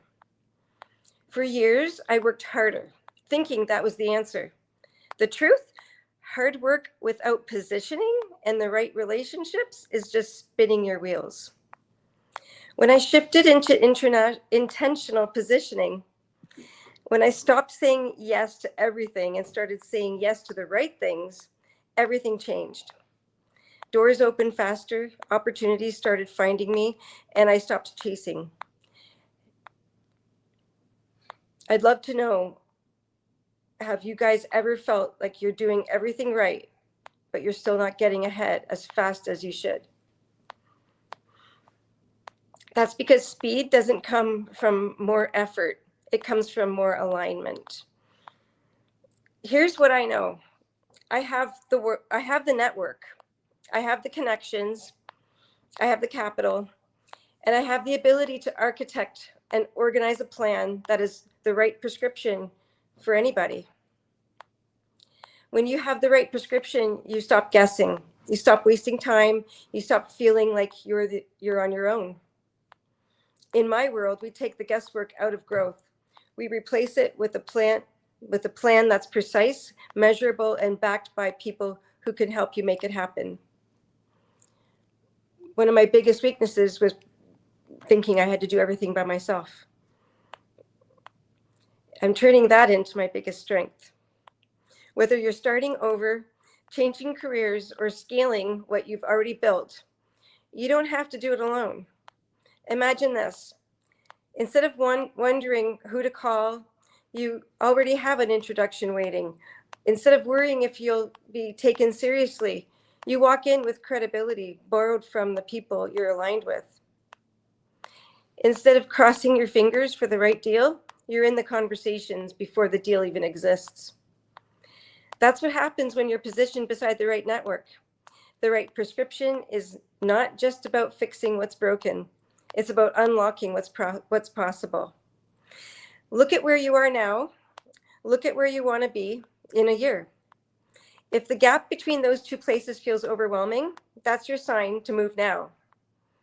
Position yourself beside people who can make that leap easier, faster, and smarter.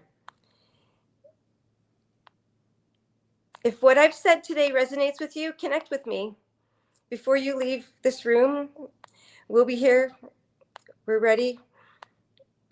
We want to find out who you are. We want to find out where you are, where you've been, where you are now, and where you want to go. And we have the connections, we have the network, and open doors with possibilities, opportunities. Follow me because I have it. I've got a plan and it's working. And when you cross your finish line, we'll do it together. I'm not selling anything. I'm here to invite people to come along on the journey where we do it together and support each other. And when we cross your finish line together, you'll look back and realize that was the moment everything changed. Thank you very much. And thank you, Alka. You're welcome. You're welcome, Marilyn. Thank you so much for sharing. Truly, felt your heart, truly felt,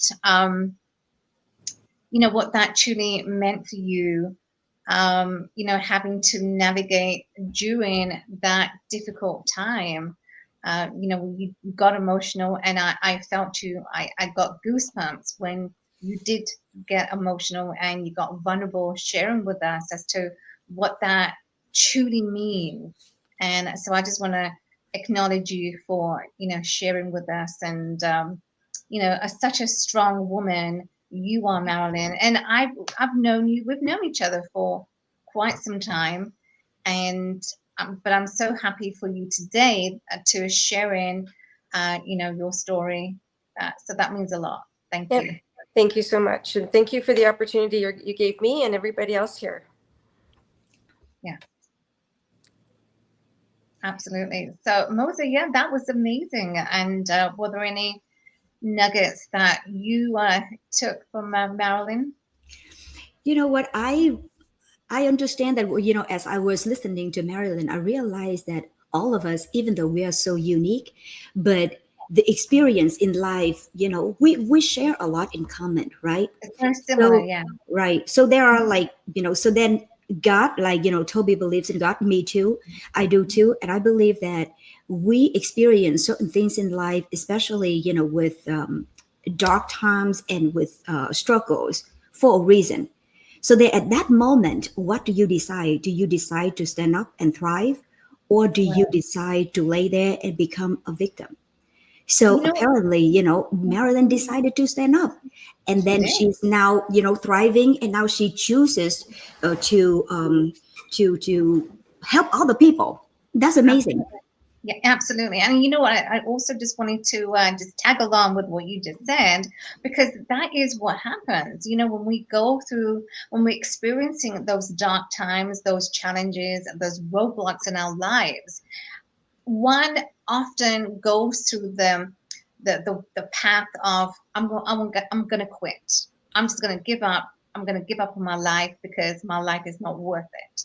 Or you take the best path and you rebuild your life, you rebuild yourself, you rebuild as to the power you have, the strength and resilience that you have inside of you that empowers you to build that new life.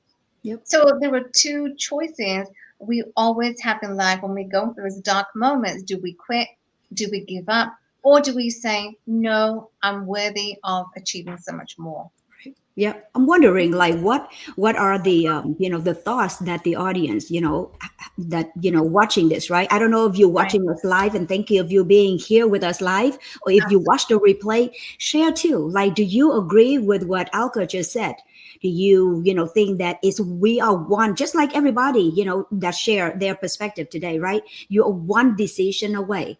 Now, do you choose to stand up and thrive, or do you decide to stay there and blame all the people? That means you choose to be a victim. So, Exactly. but Exactly. I am excited to have the next one. Like, I can't wait. My heart is working so hard behind the scene, and thank you so much. And you want to introduce her? Yes, exactly. Brenda Ringwood. Brenda is such a phenomenal woman. She is just an incredible asset. And as you said, she is working behind the scenes to making sure that the Unstoppable Her event truly is a success. And it truly is, because every one of you who are watching live, I personally want to thank you. We want to thank you for tuning in, especially on a Saturday. Brenda Ringwood is she's renowned for her BTBY, Be the Best You events, where she delivers invaluable guidance for those who are facing personal struggles. Attending her events equips you with the essential tools to overcome any obstacle standing in your way. Brenda draws deeply from her own life experiences, overcoming in incarceration, battling cancer, and navigating major setbacks to bring in powerful messages of resilience and personal growth. Her speaking engagements serve as a beacon of hope for everyone seeking to rise above challenges. And this is what we just talked about, dark times, overcoming those challenges. By sharing her transformative insights, Brenda empowers others to embrace change, unlock their inner strength, and chart a course forward for fulfillment and success. And we're excited to bring on the woman behind the scenes who has been creating magic Brenda, welcome to the show. Welcome to, we're excited just to hear you speak, and the floor is yours. Let me say one thing real quick before I leave the stage. Yes. Brenda, I can't wait to meet you in person so I can give you a big hug. Well, I'm going to come right back at you, and I bet you I got a bigger hug for you. There you go. Love you so much, and thank you for all of the wonderful work. So the stage is yours. Hello, everybody. I want to talk to you about finding your voice. Look, it's on my shirt. I talk about this about everywhere I go. But before we get into finding your voice, look at this behind me. Look at this. I want to talk to you about your labels. See, I have that label. But before I could be the From Felon to Fabulous label, I had a felon label. And I let that label destroy right here. You see, I came out of prison, from the bars, from the concrete, from the correctional officers, from the other inmates, to being imprisoned right here. And what it did to me was it told me I wasn't good enough. I wasn't enough. Who's going to want to hear anything you have to say? Who's going to want to do business with you? Who's going to want you? But I was wrong. You see, because this label right here, felon, if I wouldn't have went through that, I wouldn't be standing here right now encouraging you. I had to find my voice. I had to find my voice because God told me I needed to find my voice. He told me that I needed to reach other people who are letting fear, doubt, insecurities, what other people say, what they think about you, stop you. And I'm not going to let that happen to me, and I'm going to help others through it. And first and foremost, I had to find my voice. You see, when we go back to biblical days, many stories in the Bible talk about finding their voice. Look at Noah. Noah had to find his voice. Noah found his voice through his hands. You see, God said, build the ark. There was no rain back then. There was nothing that even resembled rain. They didn't know what it was. So they're thinking, man, this crazy old guy, what is he doing? Look at the size of that. What that monstrosity of a boat. What in the world is he going to do with it? But with every board he was putting on that ark, he was giving mankind another chance. You see, he found his voice. Then I want to talk about somebody in the United States. I want to talk about a woman who was born in the 1800s. And her brothers got the education because they were men. She was a girl, so she couldn't go to school, but she wanted to be a writer. She wanted to write. She wanted to be a journalist. She wanted to share stories. And she just couldn't find anybody to listen to her. She couldn't find anybody to listen to her because she was a girl. And every journalist, every newspaper, everything that she went to said no. Nope. Go get married. Go have babies. Go stay at home. She said, no, that's not what I want to do. So she goes into New York City and she finds the biggest newspaper there. And she tells this guy what she wants to do.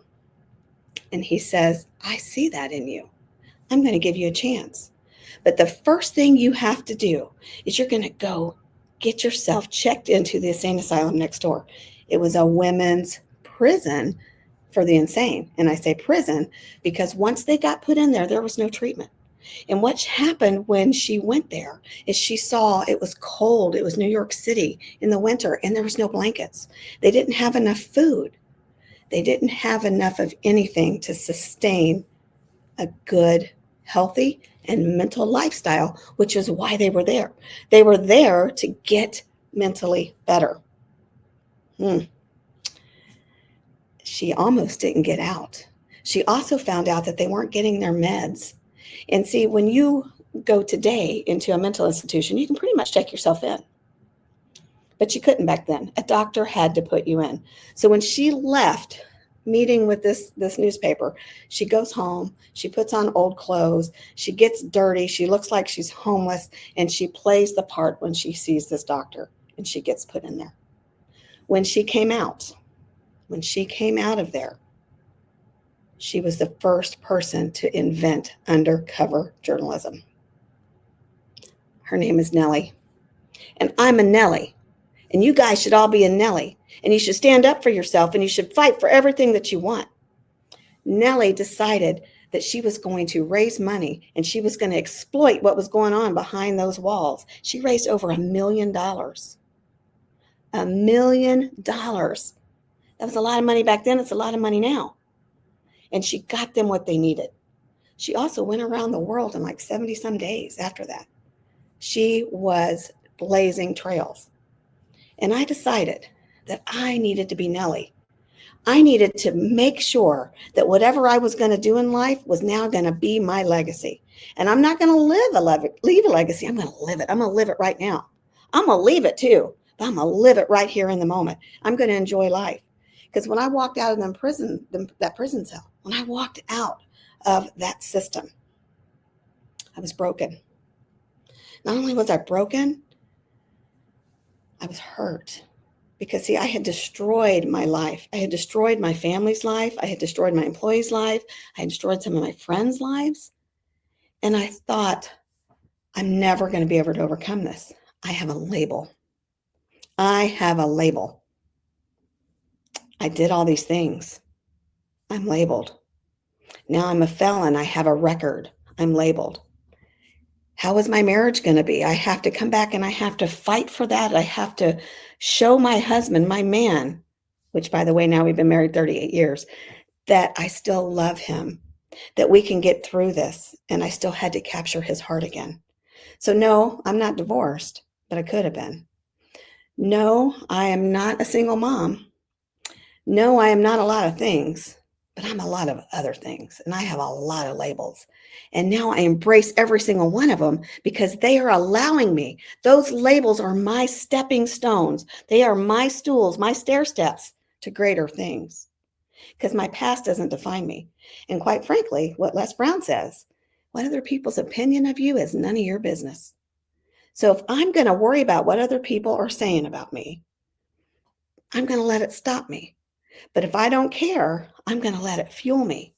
And I tell people the tongue in my mouth needs to match the tongue in my shoes from this day forward.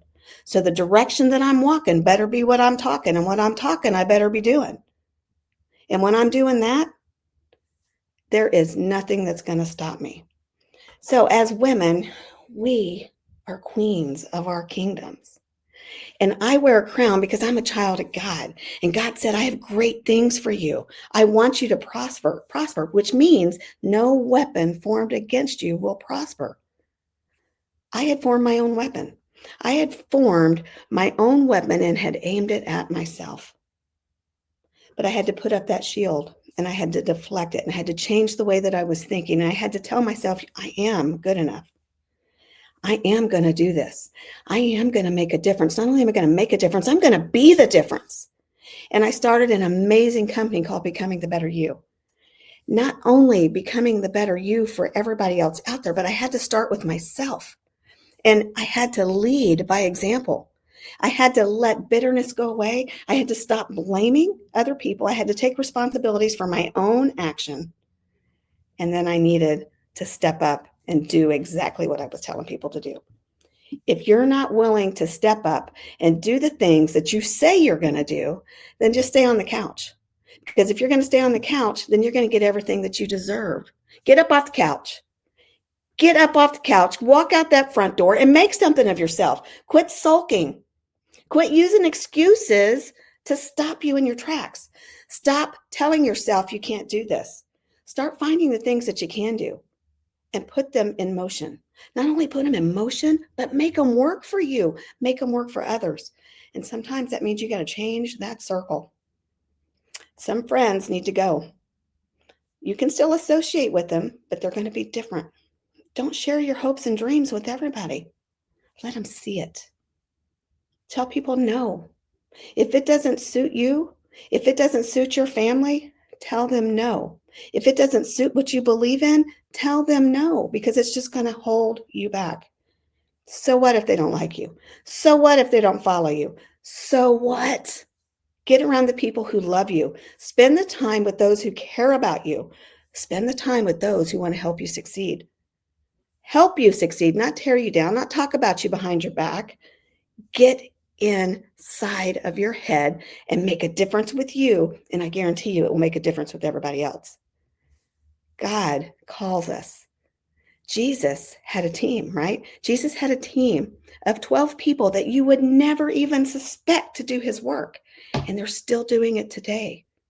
That's true leadership. What are you doing right now that's going to change your life? What are you doing right now? Are you sitting on the couch? Are you making excuses? Are you letting somebody else tell you how to live your life? Or are you going to get up and make something of yourself? What example do you want for your children? What legacy are you going to leave them? Or better yet, what legacy are you going to live with them right now? Because I am not going to live and leave something bad. I'm going to live and leave something wonderful. But I want to enjoy it right now. I want to enjoy all the journey. And I'm going to use this label right here to help anybody else that might be imprisoned in their mind, that might say, I can't. Oh, so-and-so said I'm not good enough. To heck with them. They don't pay your bills. They are really not even going to help you do anything outside to keep you inside of those bars. So get up off the couch, walk out that door, let the world know who you are. Show them your strengths because you already have them inside of you, but they're never going to get better if you never use them. If you don't use them, what's the point in having a gift? There's nothing worse than having something beautiful that you're hiding. And let me tell you, as women, we are all beautiful. I don't care how tall you are. I don't care how thin you are. I don't care how heavy you might be. I don't care anything. You're still beautiful. Beauty is in the eyes of the beholder. And there is somebody for everybody. There is something for everyone. And every one of you are beautiful. And if you would just allow yourself to see that beauty, if you would just allow yourself to focus on who you are, then you're going to become somebody great. Don't worry about the person you were. Worry about the person you are right now. Don't even worry about it. Just be who you want to be. And every day that you're being who you want to be, your future is going to be brighter and brighter and brighter and bigger and better. One day at a time, one step at a time. That's how it is. That's how you can become the best version of yourself. Do not worry about others. Brenda, thank you so much for sharing. That truly was very, I felt that. I truly felt what it means to go from being a felon to being, acquitted of something that, it wasn't. And it wasn't your fault. It never is of anyone's fault. But I truly felt that. And what really resonated with what you just said was you got to be yourself. Don't take permissions of anyone because people don't know, and let go of the people that don't support you, that don't love you. But oftentimes we don't see that, and I can truly relate to that because I cut some people off, but there was times that I was sharing things with people. And even though they were the naysayers, but we always learn the hard way. And now I'm very, I guard myself as to who and what do I want to share, especially who. And we can't always rely on people because you never know, it might just turn against you for any reason. Jealousy is an ugly thing. And us as women, sometimes we tend to be jealous and we tend to tear down, and we should be lifting up. And the more that we lift people up, the better you're going to be. If you're tearing them down, that's a reflection of you. Now, granted, we all say things we shouldn't. We all have feelings and emotions that we shouldn't, but we shouldn't be out to harm. We shouldn't be out to hurt. And as women, though, sometimes we do that. We want to see other people fail, and that's not good. Let's be a part of their success. And I don't know why. I don't know why women have to be catty. But, I see that so often, especially like in the dance community, it's very, very catty. People are always there to guys aren't, but women, that I see in the dance world are very, very catty. They just want to compete with one another. But, it shouldn't have to be that case. The only one you should be competing with is yourself to be better. You should just look at yourself and be better. And I'm going to tell you, you need a spouse, you need a partner that is going to do that with you. So when you're in a marriage that they're trying to suppress who you are, that's not good. And you should be able to voice your opinion. I'm not saying it's easy. I've been married for 38 years. My marriage has not been perfect. It's not perfect right now. But what I can tell you is I had to stand up for what I wanted. I had to stand up for who I wanted to be, and I had to make it happen. If you're not willing to do that, then you're part of the blame. Exactly. You got to make it happen. So, women, we encourage you to make it happen. Raise your voice and to express yourself as to, if you don't like something, you got to change it. And this is what, we encourage you to do. As to be unstoppable, you got to do that. You got to express who you are. Mose, what are your thoughts? And I thought that was so incredible as to what you really have to do to change. Yes, I love what Brenda said, that do not let any other people stop you. But what I take is that, Brenda, is that sometimes the very person that stops you is you. So that we need to recognize that, and we have to get yourself out of the way so you can move on, right? And then I love what you said, that don't build your legacy for the future. Live your legacy right now, today, at this very moment. And it's so inspiring. And thank you. That was a powerful talk. Thank you so much. And I hope that the audience can feel your energy as well. I mean, share with us, like, what do you think? Do you want to live your legacy right now at this very moment? It's just one decision away. Absolutely. You decide to do that. You decide to live your legacy. You decide to rewrite your story every single day. It's not about taking permissions of anyone else, because it's you. You are the one controlling your life today, starting today especially, but you are the one controlling your life every single day.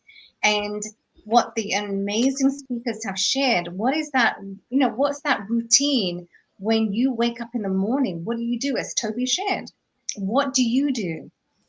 So seizing control of your day is going to be paramount. So we encourage you to do that. Yes, amazing. And I can wait to see and hear this next speaker, right? I haven't met her. Haven't met her. I just can't wait. Right, exactly. So this speaker who is going to come on, she was going to come on in the beginning, but because of slight technical difficulties, we decided to put Sabrina second before last, because she unfortunately had technical difficulties earlier on today. So, she is truly an incredible woman. I've gotten to know Sabrina and her entire family. I've gotten to know them, and they are just incredible. As a family, they are so powerful. Sabrina, she is an incredible woman. And so I'm truly excited to what she is going to be sharing. But Sabrina Ben Salmi is a renowned business and personal development consultant.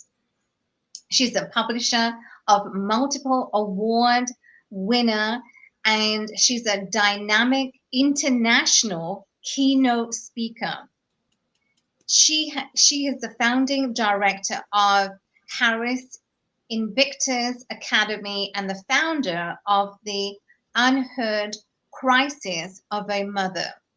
Sabrina's relentless commitment to personal growth and community empowers and gathers numerous accolades, including the Black Achievement Award for the Best Dyslexic Owned Business and the Global Queen Award of 2025.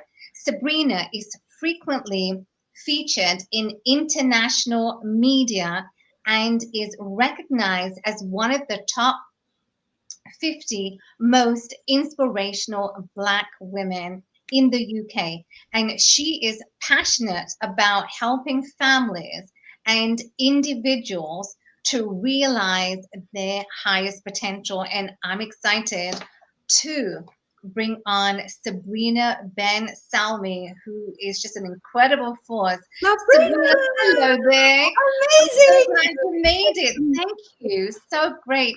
You know, as I say, put the best for last. And you truly are an incredible force, Sabrina. It truly is so inspiring that you could be here today with us. It's a pleasure to be here. I'm so pleasantly rendered speechless by everybody that's come up. I'm in awe, the emotion, the passion. I'm just really feeling, I'm an empath. So it's just, I should have went second. I think at this stage, it's so beautiful. Well done. Congratulations. Well, thank you for being here with us. And thank you, regardless of all of the challenges prior, you are here. So you show up for everybody. So the stage is yours, my dear. Thank you so much. I've got some slides to share. It's uploaded. Can it share here? It's in. I believe you can. I don't know what I do to click it. Do I press present for I don't know. No. Share. We needed that prior too, so no, you cannot. Oh, you can't. Oh, okay. Sorry, I'll do it for myself then. Sorry about that. Let me just go ahead and can you see me, guys? Everybody? Can you hear me? We can see you and Hello? we can hear you. Yes, we can see you and hear you. Oh. Am I audible? It seems to have frozen. Oh. I don't know what's happened.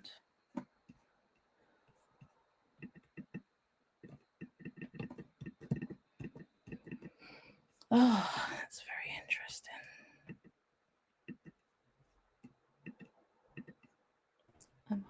You are frozen, but we can hear you. You can hear me. Okay, yeah, because it's just completely frozen mine. I'll just go ahead and talk. So sorry about that.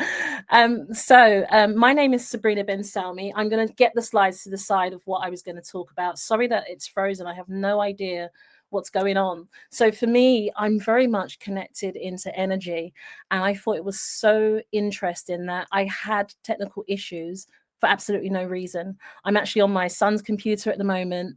And for this to freeze and everything going on, it's very interesting. But I'll go straight ahead and just dive into the first essence. So my talk is all about becoming you. So becoming you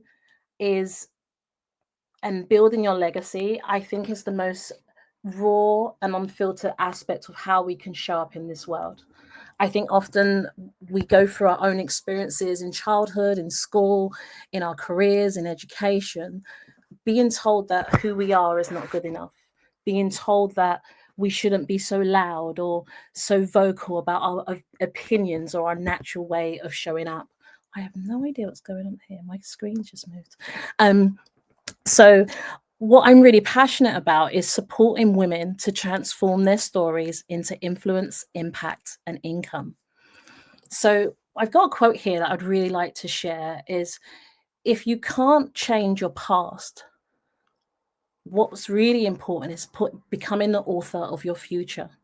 And I think there's something very significant around some of the aspects of things that have been shared today, that we often talk about how we get stuck in the past, get stuck in the pain, get stuck in what ifs, shoulda, coulda, or woulda. And I think it's so important to be kind to yourself during this transition, because at the end of the day, we are human. We do have feelings. And it's so important for us to honor those feelings, but while still pursuing who we are. So one of the things that I really love to focus on is, what is your own story that can really transform the world? And I want you to think about that, not the story that someone else has given the title to, not the story that people assume you should be showing up for, but what is the untold story behind a story that really defines who you are? And I want you to take a moment to just process what that is for you. Take a moment to ask yourself, whilst becoming me, what does that mean to me? And who have I been all the while? You see, chances are we become everything to everyone, but the real question is, who are we to ourselves? Now, as women, we're often guilty of wearing multiple hats and being everyone, everything, and everyone to everybody else, but who are we truly to ourselves? The label of being the wife, the mother, the sister, the daughter, the friend, and always trying to over deliver and process how we can be the best of that for others whilst we're not anything to ourselves. And it really brings me back to a personal story of my own, that I didn't start inserting myself into my own life until I was about 31. I remember being in a coaching session, and my mentor said to me, Sabrina, what do you do for yourself? What is your favorite thing to do for you? And at that stage in my life, I had no clue, because I hadn't been living my life for myself. Everything I was for someone else outside of myself. So there was this uncomfortable silence. Now, would you agree that you've experienced those moments where you've been so shocked that you've just been shocked and stunned into this uncomfortable silence? And it's the silence in between you hearing the question, you waiting to respond, but not knowing how to articulate all the noise that's going on inside of yourself. Although there's no words coming out, there's that silence in between, but inside there's so much noise. You know, that saying when they say that silence can often be loud. That's the scenario that I'm really thinking about. Now, one of the things I really want us to be mindful of is that 81% of people say they want to write a book, but fewer than 1% actually do that. Are you one of the 81%, or are you one of the 1% that actually go ahead and pursue and step into that essence of sharing that legacy with the world? So leaders with published books are perceived as more, at least 3 times more credible and 5 times more likely to attract high value opportunities. And this is why us as a family, myself individually, focus on, we have the consultancy, we do public speaking and various other aspects. But when I was going through my own personal journey, when I did go through my divorce, one of the things that I found to be really therapeutic was giving myself permission to share my story, giving myself permission to write the story. And we do that through Dreaming Big Together publishing, but Dream Big Together is also the consultancy. And as a family, we've published roughly 75 books plus and still counting. Paolo, who's my second to youngest son, he is winning. He's published about 36 books under his personal publishing house. Now, what we've been speaking about today, about giving ourselves permission and becoming you, I think it's so important for us to be mindful of, what season are you in? You see, as women, we don't just give birth to children, we give birth to nations. We ignite revolutions. We hold pain in one hand while pursuing our dreams and aspirations with the other. We don't just create life, we shape it, we nurture it, and we send it out as a big light.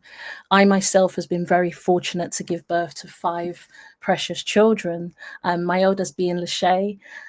She's in the Korean world. She's very passionate about culture connectivity. And when she was like 15, she's now 25. One of the hobbies that she had was just to delve into the Korean culture, Korean world. And she actually has been recognized by the First Lady of South Korea for some of her work, which really blew my mind. And I think sometimes if we surrender to becoming ourselves, children are great teachers. And I'm saying this to say that the example of our young people in our lives, the young people in the world, can sometimes grant us permission to go deeper with ourselves. You have, she's also done a TED talk around that as well, and the power, that the soft power of Korean culture around the world and how it's helped to heal so many people. We have Trey Sean. Trey Sean loves the liberation that financial education gives. And his mission is to teach 1 million people, young people at that, financial education to help give them freedom. He says that finance gives us freedom, gives us choice. My middle child is Yasmin. She's an aspiring plastic surgeon, and she's currently doing work experience at the Royal College of Surgeons here in London. And since a child, she's always loved animals, loved babies, and loved life, but always spoke about love. My second to last son, who I mentioned a little bit earlier, is Paolo. He's my adventurous young man. He always teaches us to go beyond the boundaries and often to break rules, because he's very curious what lies beyond that perimeter. Why do people want to keep us away from that? And he's all about leadership and mindset. And my youngest is actually 12. His name's Amir, and he talks to people about exploring what is your dream. And I really want you to be invited into the family dynamics, because as a family, it was all about me mothering them. But although I thought I was just mothering them, it very quickly changed into them pouring into me, them blessing me. And it became this beautiful ecosystem. And if you're a mother here, or maybe you don't have children, but you've got children in your life as nieces and nephews, one of the sacred essences that I think is really profound that I've seen is when you invite a person into your life to share their raw nature, to share the essence of them that can somewhat be shut down in the school system, in society, something very unique starts to happen. And if I go back in my own personal story, I recognize that by becoming me, I gave permission for people to be invited into my world. I was able to set up publishing houses for individuals, for families, some of our quite popular clients is Regan Hillier. She's an international transformational coach upon so many levels. If most of you may have seen her on the Mind Valley platform at the moment, and she just does some incredible work. Well, my eldest daughter is head of youth at RHI Youth. And I think it's so important when we understand, especially as mothers, that our liberation in choosing us doesn't just set ourselves free, but it often sets our children free. It often sets everybody who's connected with us. You know that saying that everything attached to me wins? And the reality is, the moment you choose you, everything attached to you really does win. I want to go back to the question I asked earlier. I just want to bring some attention to that. It's, what season are you in? Now, when I said it earlier, I'm not sure if you caught it, but I want you to write that down. You see, one of the things that I think we often do that's wrong is that we don't do the diagnosis of where we are. And would you agree that if we're in summer and when we're in our winter coat, it's not going to be comfortable? And I think a similar thing happens when we start calling upon the giant within. If we don't know what season we're in, is it our autumn? Is it our spring? Is it our summer? Is it our winter? Like, should we be hibernating or should we be creating? And I think these are key questions that we have to be honest with ourselves, because the danger is sometimes we're pushing when we need to be resting. Sometimes we're resting when we're supposed to be pushing, and so on and so forth.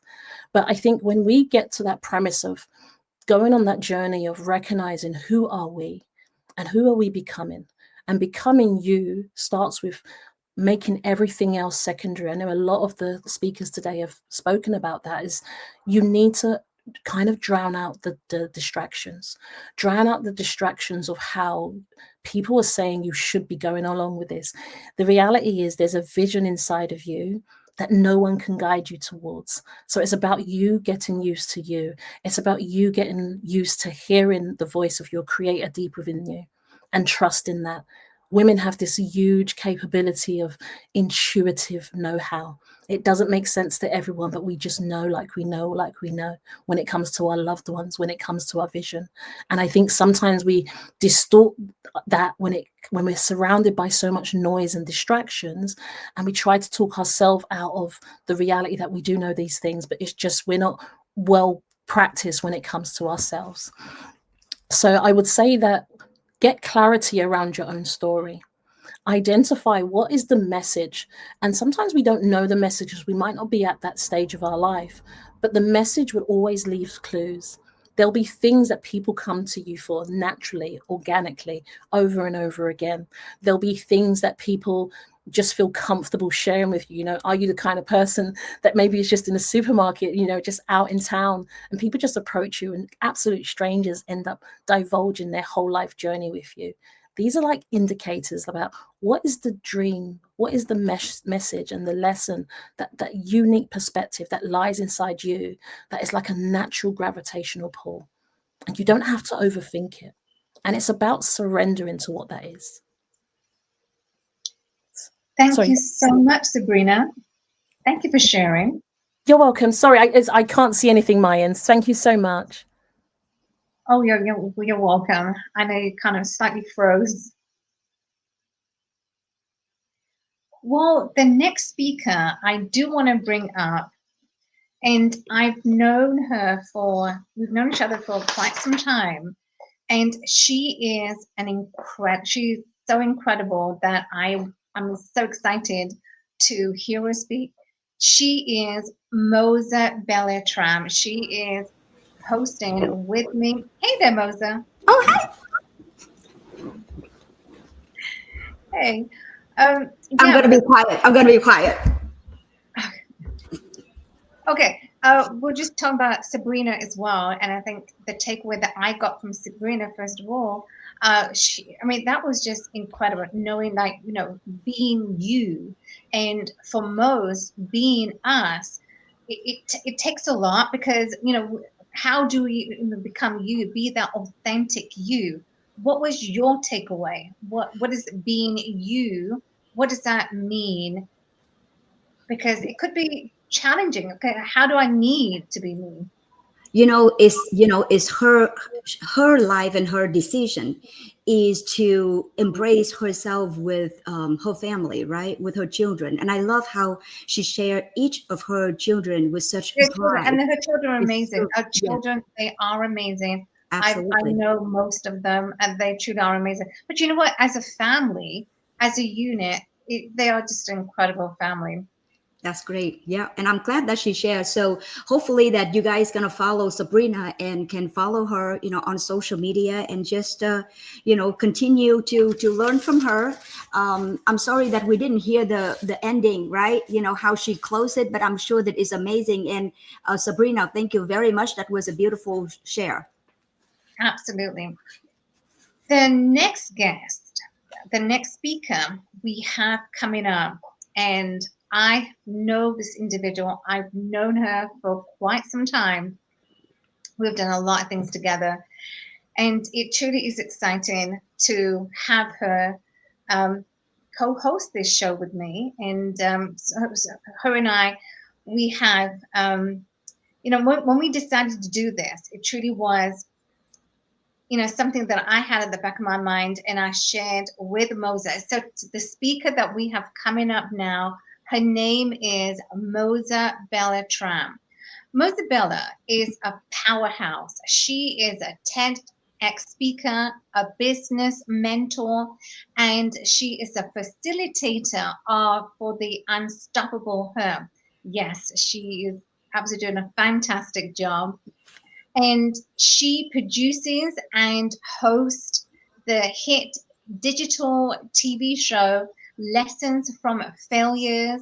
She is featured on Fox's San Diego and Pix 11 New York. Her expertise and story have been highlighted by Good Morning Las Vegas, Fox 40, Yahoo Finances, Forbes, HITV 10, and so much more. There's just so much accolade that Moza has. She is also the LLC and Forbes Coaches Council honoree for 2023 and 2024. Moza Bella and her team of experts help business owners rise as the best known, because the best known beats the best in your industry. And she increases their impact and passion for their greater success. So with Moza's dynamic leadership and passion for transformation, Moza Bella will guide you through every breakthrough moment to be the unstoppable her. I'm excited to bring Moza Bella. Moza Bella, welcome, my co-host. Yeah, thank you, Alka. Thank you very much. Well, thank you for the beautiful share. But most importantly, everyone, I just want to say that I am one of you. That's it. I'm a woman. A little voice, started with a little voice, but with a big dream. All right. So today, first of all, it's my honor, and I'm very humble to be able to share the stage with all of the amazing speakers. And I hope that you have been with us since we started, because every single one brought in such beautiful experience. Their talk is very touching and is so inspiring. And if you're watching the replay, make sure that you put a comment here, because, this Unstoppable Her community that Alka Sharma created is for you, for all of us, to be there to empower and encourage and support one another. We lift one another up, right? Because that's all we need. So what I would like to say before I start is that I will have 10 minutes with you, right? And then we're gonna close the show. So stay with me if you can. And I thank you for staying, this long with us, with all of us. Everything that you learn, the knowledge you learn, you are here for a reason. But the knowledge will become useless if you don't apply. So I'm hoping that you've been taking notes just like I did, right? And I've been doing that, pages of notes. But you need to apply. You need to take the next step. So I'm here. My talk in the next 9 minutes that I'm going to share with you is going to be about you, is about branding. You are the brand before the brand. And why is that? Because most people will think that branding is about a logo, a website, a color, or a clever tagline. Not true. Branding is nothing to do with what you do, but everything to do with how you lead yourself, right? A few years ago, I was going through my own divorce, and after that, I met a wonderful person. We engaged, and then he died for cancer. For the longest time, I was a wife. I was a caregiver. I prioritized everybody else before me. I was the bottom of the totem pole. If you I think that's the idiom. And at that very moment, that was the first time that I had to ask myself, what do I live for? At that point, I decided to start my own business. So you see, I did not start my brand or my business by being the most trendy or the most loud or the loudest person in the room. I started my business and my brand in the middle of grief, in the middle of reinvention, when all the polish was stripping away from me. And the reason that I'm sharing this story with you is because maybe you have been there yourself. Or maybe you are there right now. Maybe you are just wondering, like after the divorce, what's next? Or even wondering who you are. Because now, at this point, without the titles, without the expectations, without the responsibilities, and without all of the stories that you used to tell yourself, I'm telling you that this is where your true brand begins. Not with what the world see you, right? Not with what you want the world to see you, but what you believe in yourself when no one is watching.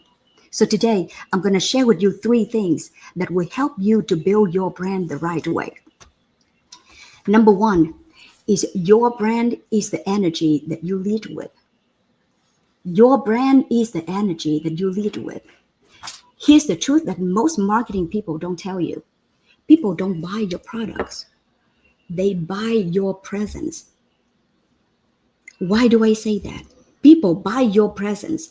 When you walk into the room, it's the energy, the emotional energy that you bring with you, regardless if it's online or if it is in person, right? What people feel is what you want is that. What do you want people to feel what you want people to take away after experiencing you. So to make my point is that one of my clients that I worked with, and she was, she was a nurse, right? She's in healthcare, and she created her business by selling the first aid kit. And she was struggling, for the longest time. She put a lot of heart, a lot of expertise into that kit, but she couldn't sell it. And then she worked with me, and then I asked her, like, what is the reason why, like, people, what would be the reason for people to spend 10 times the money to buy your kit versus going to a drugstore, CVS or Walgreens, to buy it, or even get it cheaper on Amazon? After we worked with that, so now she is on the right track. She is selling more. She is a speaker. She was invited on a lot of podcasts because she is so in alignment with what she is doing.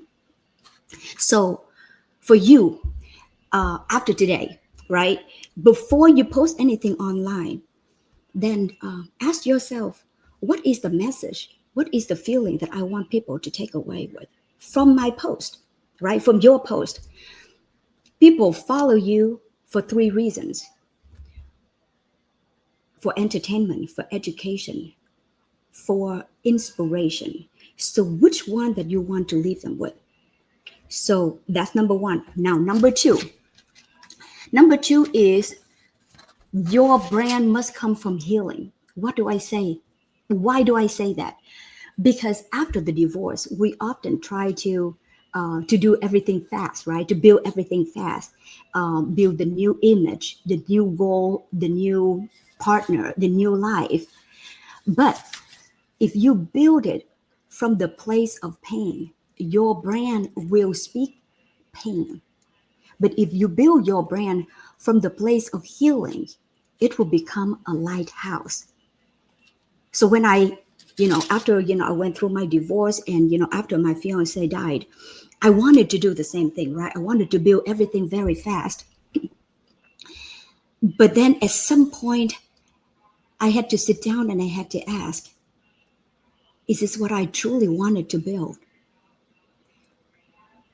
And after I died, is this the voice, the message that I want people to remember? So I had to go back, and I had to do my inner work, and I had to rebuild myself in order for my brand to be in alignment with my core values, with my true belief. So so this is what I would like for you to take away with.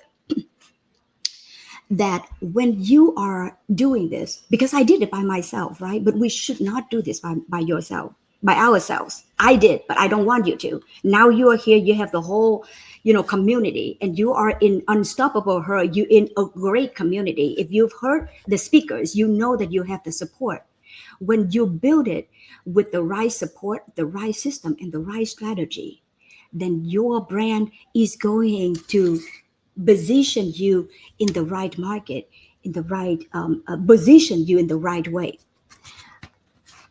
And remember this, I wrote this down. I would like to share this with you, that your heal story is somebody else's guidance. Your heal story may be somebody else's survival guide. So that leads to the number 3 that I would like for you to take away with, that you're gonna use the legacy filter. What do I mean by that? That I have 3 questions, and I would like for you to have those 3 questions to ask yourself. Number 1 is the business, right? Whatever the business that you're doing, is this aligned with my future self? Not your past self, right? Not who you used to be in the past, but your future self.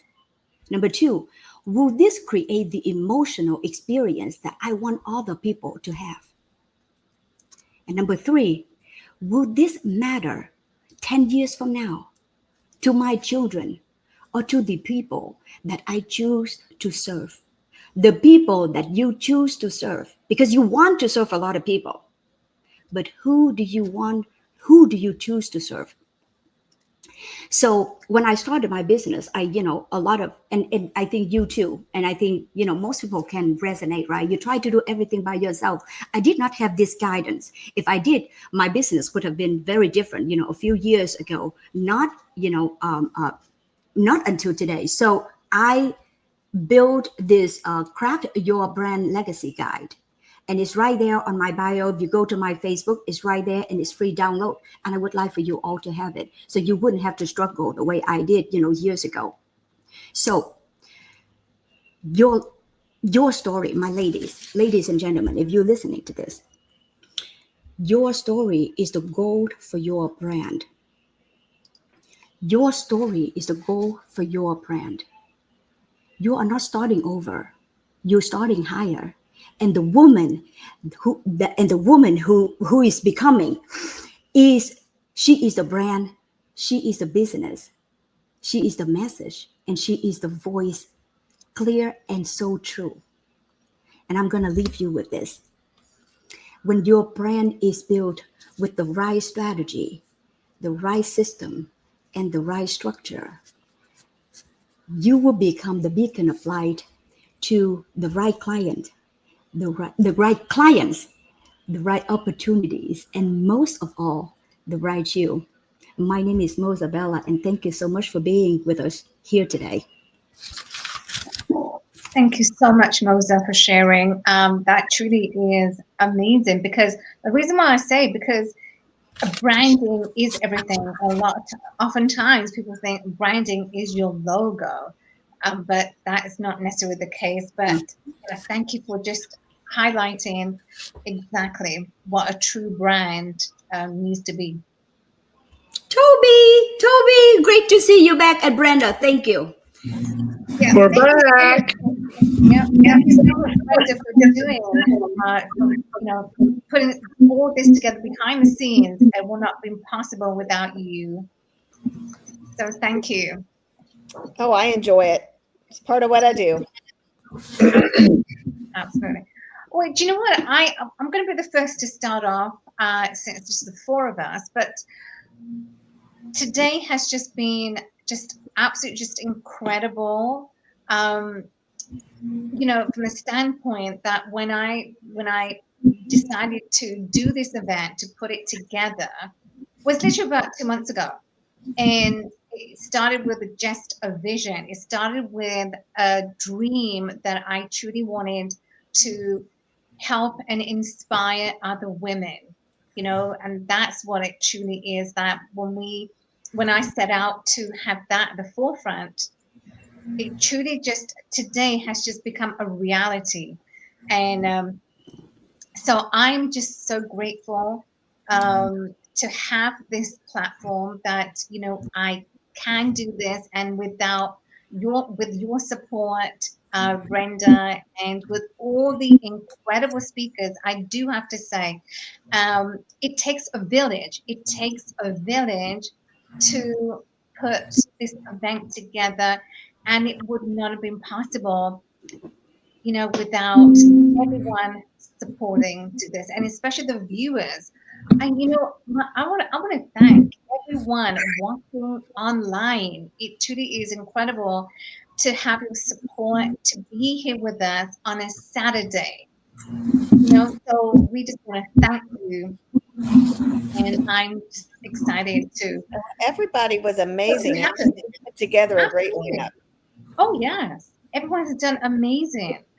But I have some questions for Moza. That brand before the brand, I'm taking it. I'm going to say it's yours. Yeah. Thank you. Because you are the original. Yeah, that was powerful. Thank you very much. Thank you. And Alka, thank you. I've learned from all of you. I'm sorry. I said that I've learned from all of you, and this is amazing. And I would like to say thank you, Alka, for having me and connecting me with all the amazing speakers. Because, ladies and gentlemen, out there, I didn't know any of the speakers before this. This is all Alka's. This is her network. This is her powerful support, right? And now she is so generous to share this all amazing individuals with you. So, I hope that you appreciate that. I appreciate it. And Alka, Yeah, your no, story is very empowering because it tells us that there's life after divorce, that the life doesn't absolutely. stop. Your identity doesn't stop. Actually, it's a brand new beginning to be anybody or anything you want. Absolutely. And your divorce doesn't need to define you. Mm-mm. Does not define you. You take that ownership. You dominate and you own it. Basically, you rewrite your story. And if I can share my story everywhere on any platform, on any stages, I think that is what I would want to do. Because women Absolutely. you need to be empowered. You need to be empowered, not to be in that victim mode. You need to, just shove yourself, dust it off, and learn and navigate how you're going to move to that next best life. With And divorce, it's not just like the divorce of a marriage. You leave a business partner when a business breaks up, when you leave a church, when you leave a relationship of any kind, it's almost like a divorce. It's Right. tough. It is tough. It is tough. But a lot of women, when they do go through that, most women will just maybe quit or they just, give up. And well, I think, yeah, go ahead. no, and I think you're absolutely right, Alka. And this is where every woman that spoke on here today showed the power of not quitting. And I think that is the message that has to resonate. And I teach it in all my books. If you don't quit, you can't lose. It's impossible. If you don't quit, you can't lose. You can get knocked down 1,000 times, but if you get up 1,001, you're still in the fight. And so I think that listening to every lady on here, and again, I want to say thank you so much for aligning me with such a powerful, beautiful women, because I'm in heaven. I got 8 beautiful women that I'm getting to be wrapped around. So thank you for that. But more importantly, listening to these women saying, hey, you know what? I didn't quit. I didn't give up. I didn't let that divorce define me. I defined it. I found my strengths. I found my inner core. I found my passion. I redeveloped and redesigned my internal passion and then went out and conquered the world. That's the message. Absolutely, 100%. And Toby, you're very lucky, surrounded by 8 beautiful women. That's right. It's an honor. It's a true honor, and for all the people that are on here, hearing and seeing all the chatter in the chat and all that, you know that the message is being resonated. You know that you're making a difference, and when you have this many people respond, you know you're doing the right thing, and that's the empowerment behind this platform. Absolutely. And for those of you who are still watching, share it out. Let other people see that there's life beyond whatever it is you're going through. Right now, Absolutely. whatever you're going through is just a little blip in time. I know it feels like the whole world's coming down, but it is temporary. It's temporary. Exactly. Being inside that cocoon is temporary.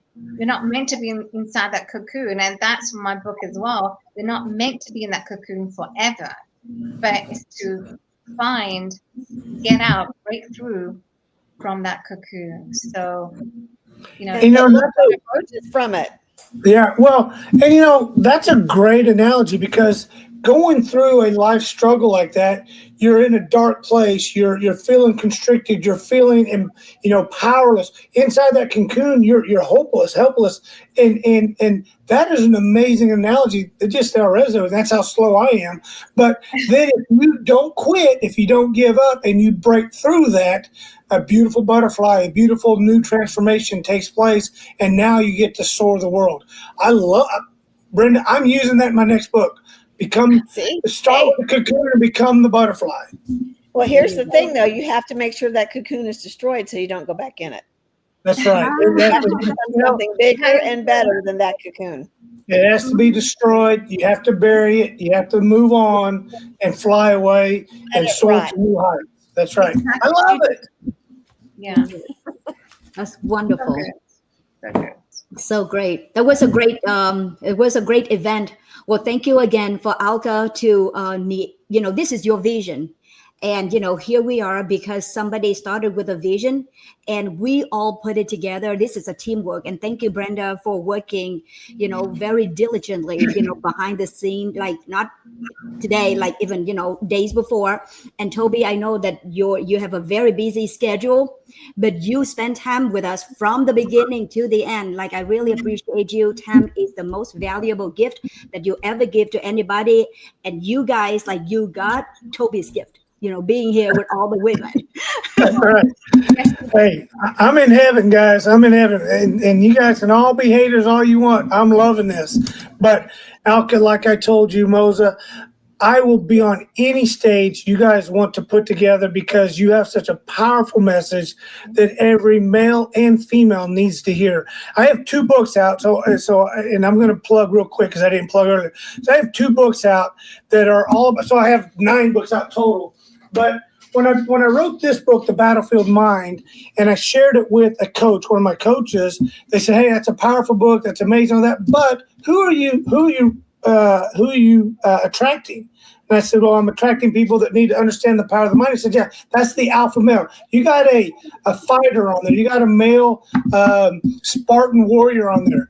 I said, "You're right." So I wrote 2 more books out of this.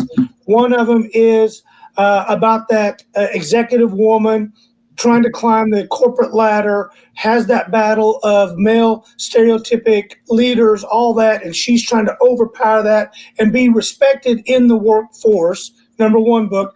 And then I went one step further and wrote the book of the mom, mother, wife, spouse, worker. She has 3 jobs. And this is when I was writing that book, I was like, holy cow, because I'm a man, I'm a CEO, I have one job to do, and that is to lead and provide, right? But when you take a woman who is married with children and working, she has 3 jobs. She has a family to take care of first and foremost, 4 jobs. She has a family. She has her children. She has her husband. She has a spouse. She has a career. And those 3 things cloud her up so much that she leaves number 1 out, which is herself. And when I wrote that book, I really tried to empower how important it is for a female to be able to rise above all the noise in the world. But if they leave themselves out, like we talked about today, if they forget about themselves because they're so busy taking care of the children, making sure they get off to school, making sure they get fed, taking care of the husband, make sure he gets fed, because he's the biggest baby of them all. Y'all know that the male is the biggest baby of them all. Even though y'all got rid of them, they were the biggest baby when you had them. And then they got the career that they're striving to say, this is me. The career is me. The career is who I want to be labeled as. Yes, I love being labeled as a mom. Yes, I'm okay being labeled as a spouse. But the career is something I'm doing for myself. But then where's the time given for yourself? Where's the time given for you to be the best you? And that's what the message was today. And it's so empowering. And everybody needs to recognize and really accept the fact you guys got a lot that you have to face already. And when you get a bumhead male in your life, it doesn't make things any easier. And I'm not a bumhead, but I can be a bumhead. We send them to you, Toby. Bring them over here, send them, we'll fix them. Because we'll put them through the unshakable self. We'll get their shit right. And then they'll be amazing throughout. Okay? Awesome. That's a great plan. I love it. I love it. Hey, And then thank you so much. What's that, Alka? Then they won't be trapped inside a cocoon as well. That's right. I'm telling you, when you said that, I was like, holy shit, that's powerful. Because if you recognize inside that cocoon, you're helpless. It's dark. You have no control over anything. You're just stuck. Exactly. And then but you don't give up. You don't quit. You break through. You evolve. You wait for the right moment in time. You break through, destroy it, and fly off to new heights. I love that metaphor. Holy cow. I promise you, I'm writing a book right now. I showed Brenda last night. I'm going to write another one. It's going to be all about the cocoon to a butterfly in life. I love that. Isn't it good? Because, when I think about it, I was like protected, I was sheltered, inside that cocoon. But you know what? We can break through if we want to. And I think that's the essence. That's the message that, you know, do you really want? How badly do you want to improve your life? How badly do you want to rebuild? How badly do you want to forge success? But only And if you want, then you can do it. So that's the $1 million question. That's the $1 million question. And that's where, yeah, if you want it, it's there. If you want it, the support is there. If you want it, the products, the programs, everything is there. But the one thing that isn't there from us, from you, is the want. We can't give you the want. We can't make you want it. You have to want it. And then you have nothing but a complete support system, a complete ecosystem, complete community that will wrap their arms around you and lift you up and drive you forward. Absolutely. Yes. Yes, we will. Absolutely. You know, we can do this all day. If you got nothing going on, I mean, I've already canceled all. We can sit here and chat all day long. You ain't gonna hurt my feelings. Oh no, but you know what? It's been incredible. Absolutely, all the speakers, and I'm just so much in gratitude right now. It truly has been an incredible day. We've been here for 3 hours, but 3 hours just went by so quick. Like that. Yep. Just Like that. that. Just like that. Exactly. So, you know what, Alka, Moza, start planning the next one. Start laying it out there. Start building that foundation. We will support you. We will grow this thing beyond. Because here's the deal. I don't know how many watched, how many will see this, 100, 200, 300, 400, doesn't matter. It's just a small percentage of what the message we need to get out to. It's just a small scratch of the surface. If one person hears it and does something, that's all that matters. That's all that matters. And so we need to get this message out more and more and more, bigger and bigger and bigger. Okay? Exactly. Let's do that. Let's do it. Well, I'll sign up. What would you like to tell your viewers, your folks that are watching in parting? What's a valuable piece of advice to give them? Absolutely. I just want to thank each and every one who has taken the time out. First of all, I want to congratulate each and every one, because this show is not about me. It's about you. And you have taken the time to be with us for the past 3 hours. That has just gone by so quick. And so that is the essence to me. That's what matters most, is that you are here and you have taken out your valuable time to be here with us on a Saturday. We have learned from amazing speakers. Each and everyone has shared incredible highlights from the energy, whatever you want to attract, whether it's a love life, a career, a business, or finance. It comes down to you. What is that energy that you exude? What is that energy or that mindset that really will either help you move forward in your life or will hinder you back? If you're always a complainer, if your mood is always negative, are you attracting to what it is that you want? Also, to being you, being authentic you, being the woman who is rewriting her next chapter to living a life of fulfillment, of authenticity. And for me, that was the biggest lesson in my life when I was going through my divorce. I was not authentic. I was always pleasing people. I was always being in that mindset that, I was less worthy. I will not be successful. But you've heard from everyone the ownership as you start today to living that life, starting to rewrite the next chapter of your life. And we are so excited for you. I am so excited for you that you are going to rise. You are going to dominate anything that you set out to do. Why? Because you've made that choice. You've made that internal choice that this is your time. This is your moment. You're here to shine. And I'm going to tell from personal experience. That was not me when I was going through that moment in my life.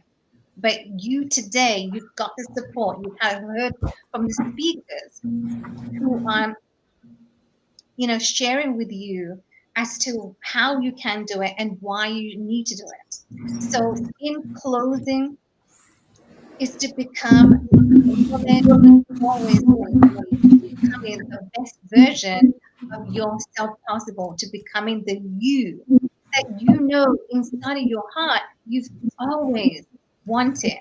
But because of the adversities that you may have gone through, it was snipped on the carpet like it didn't matter. But today you matter to us.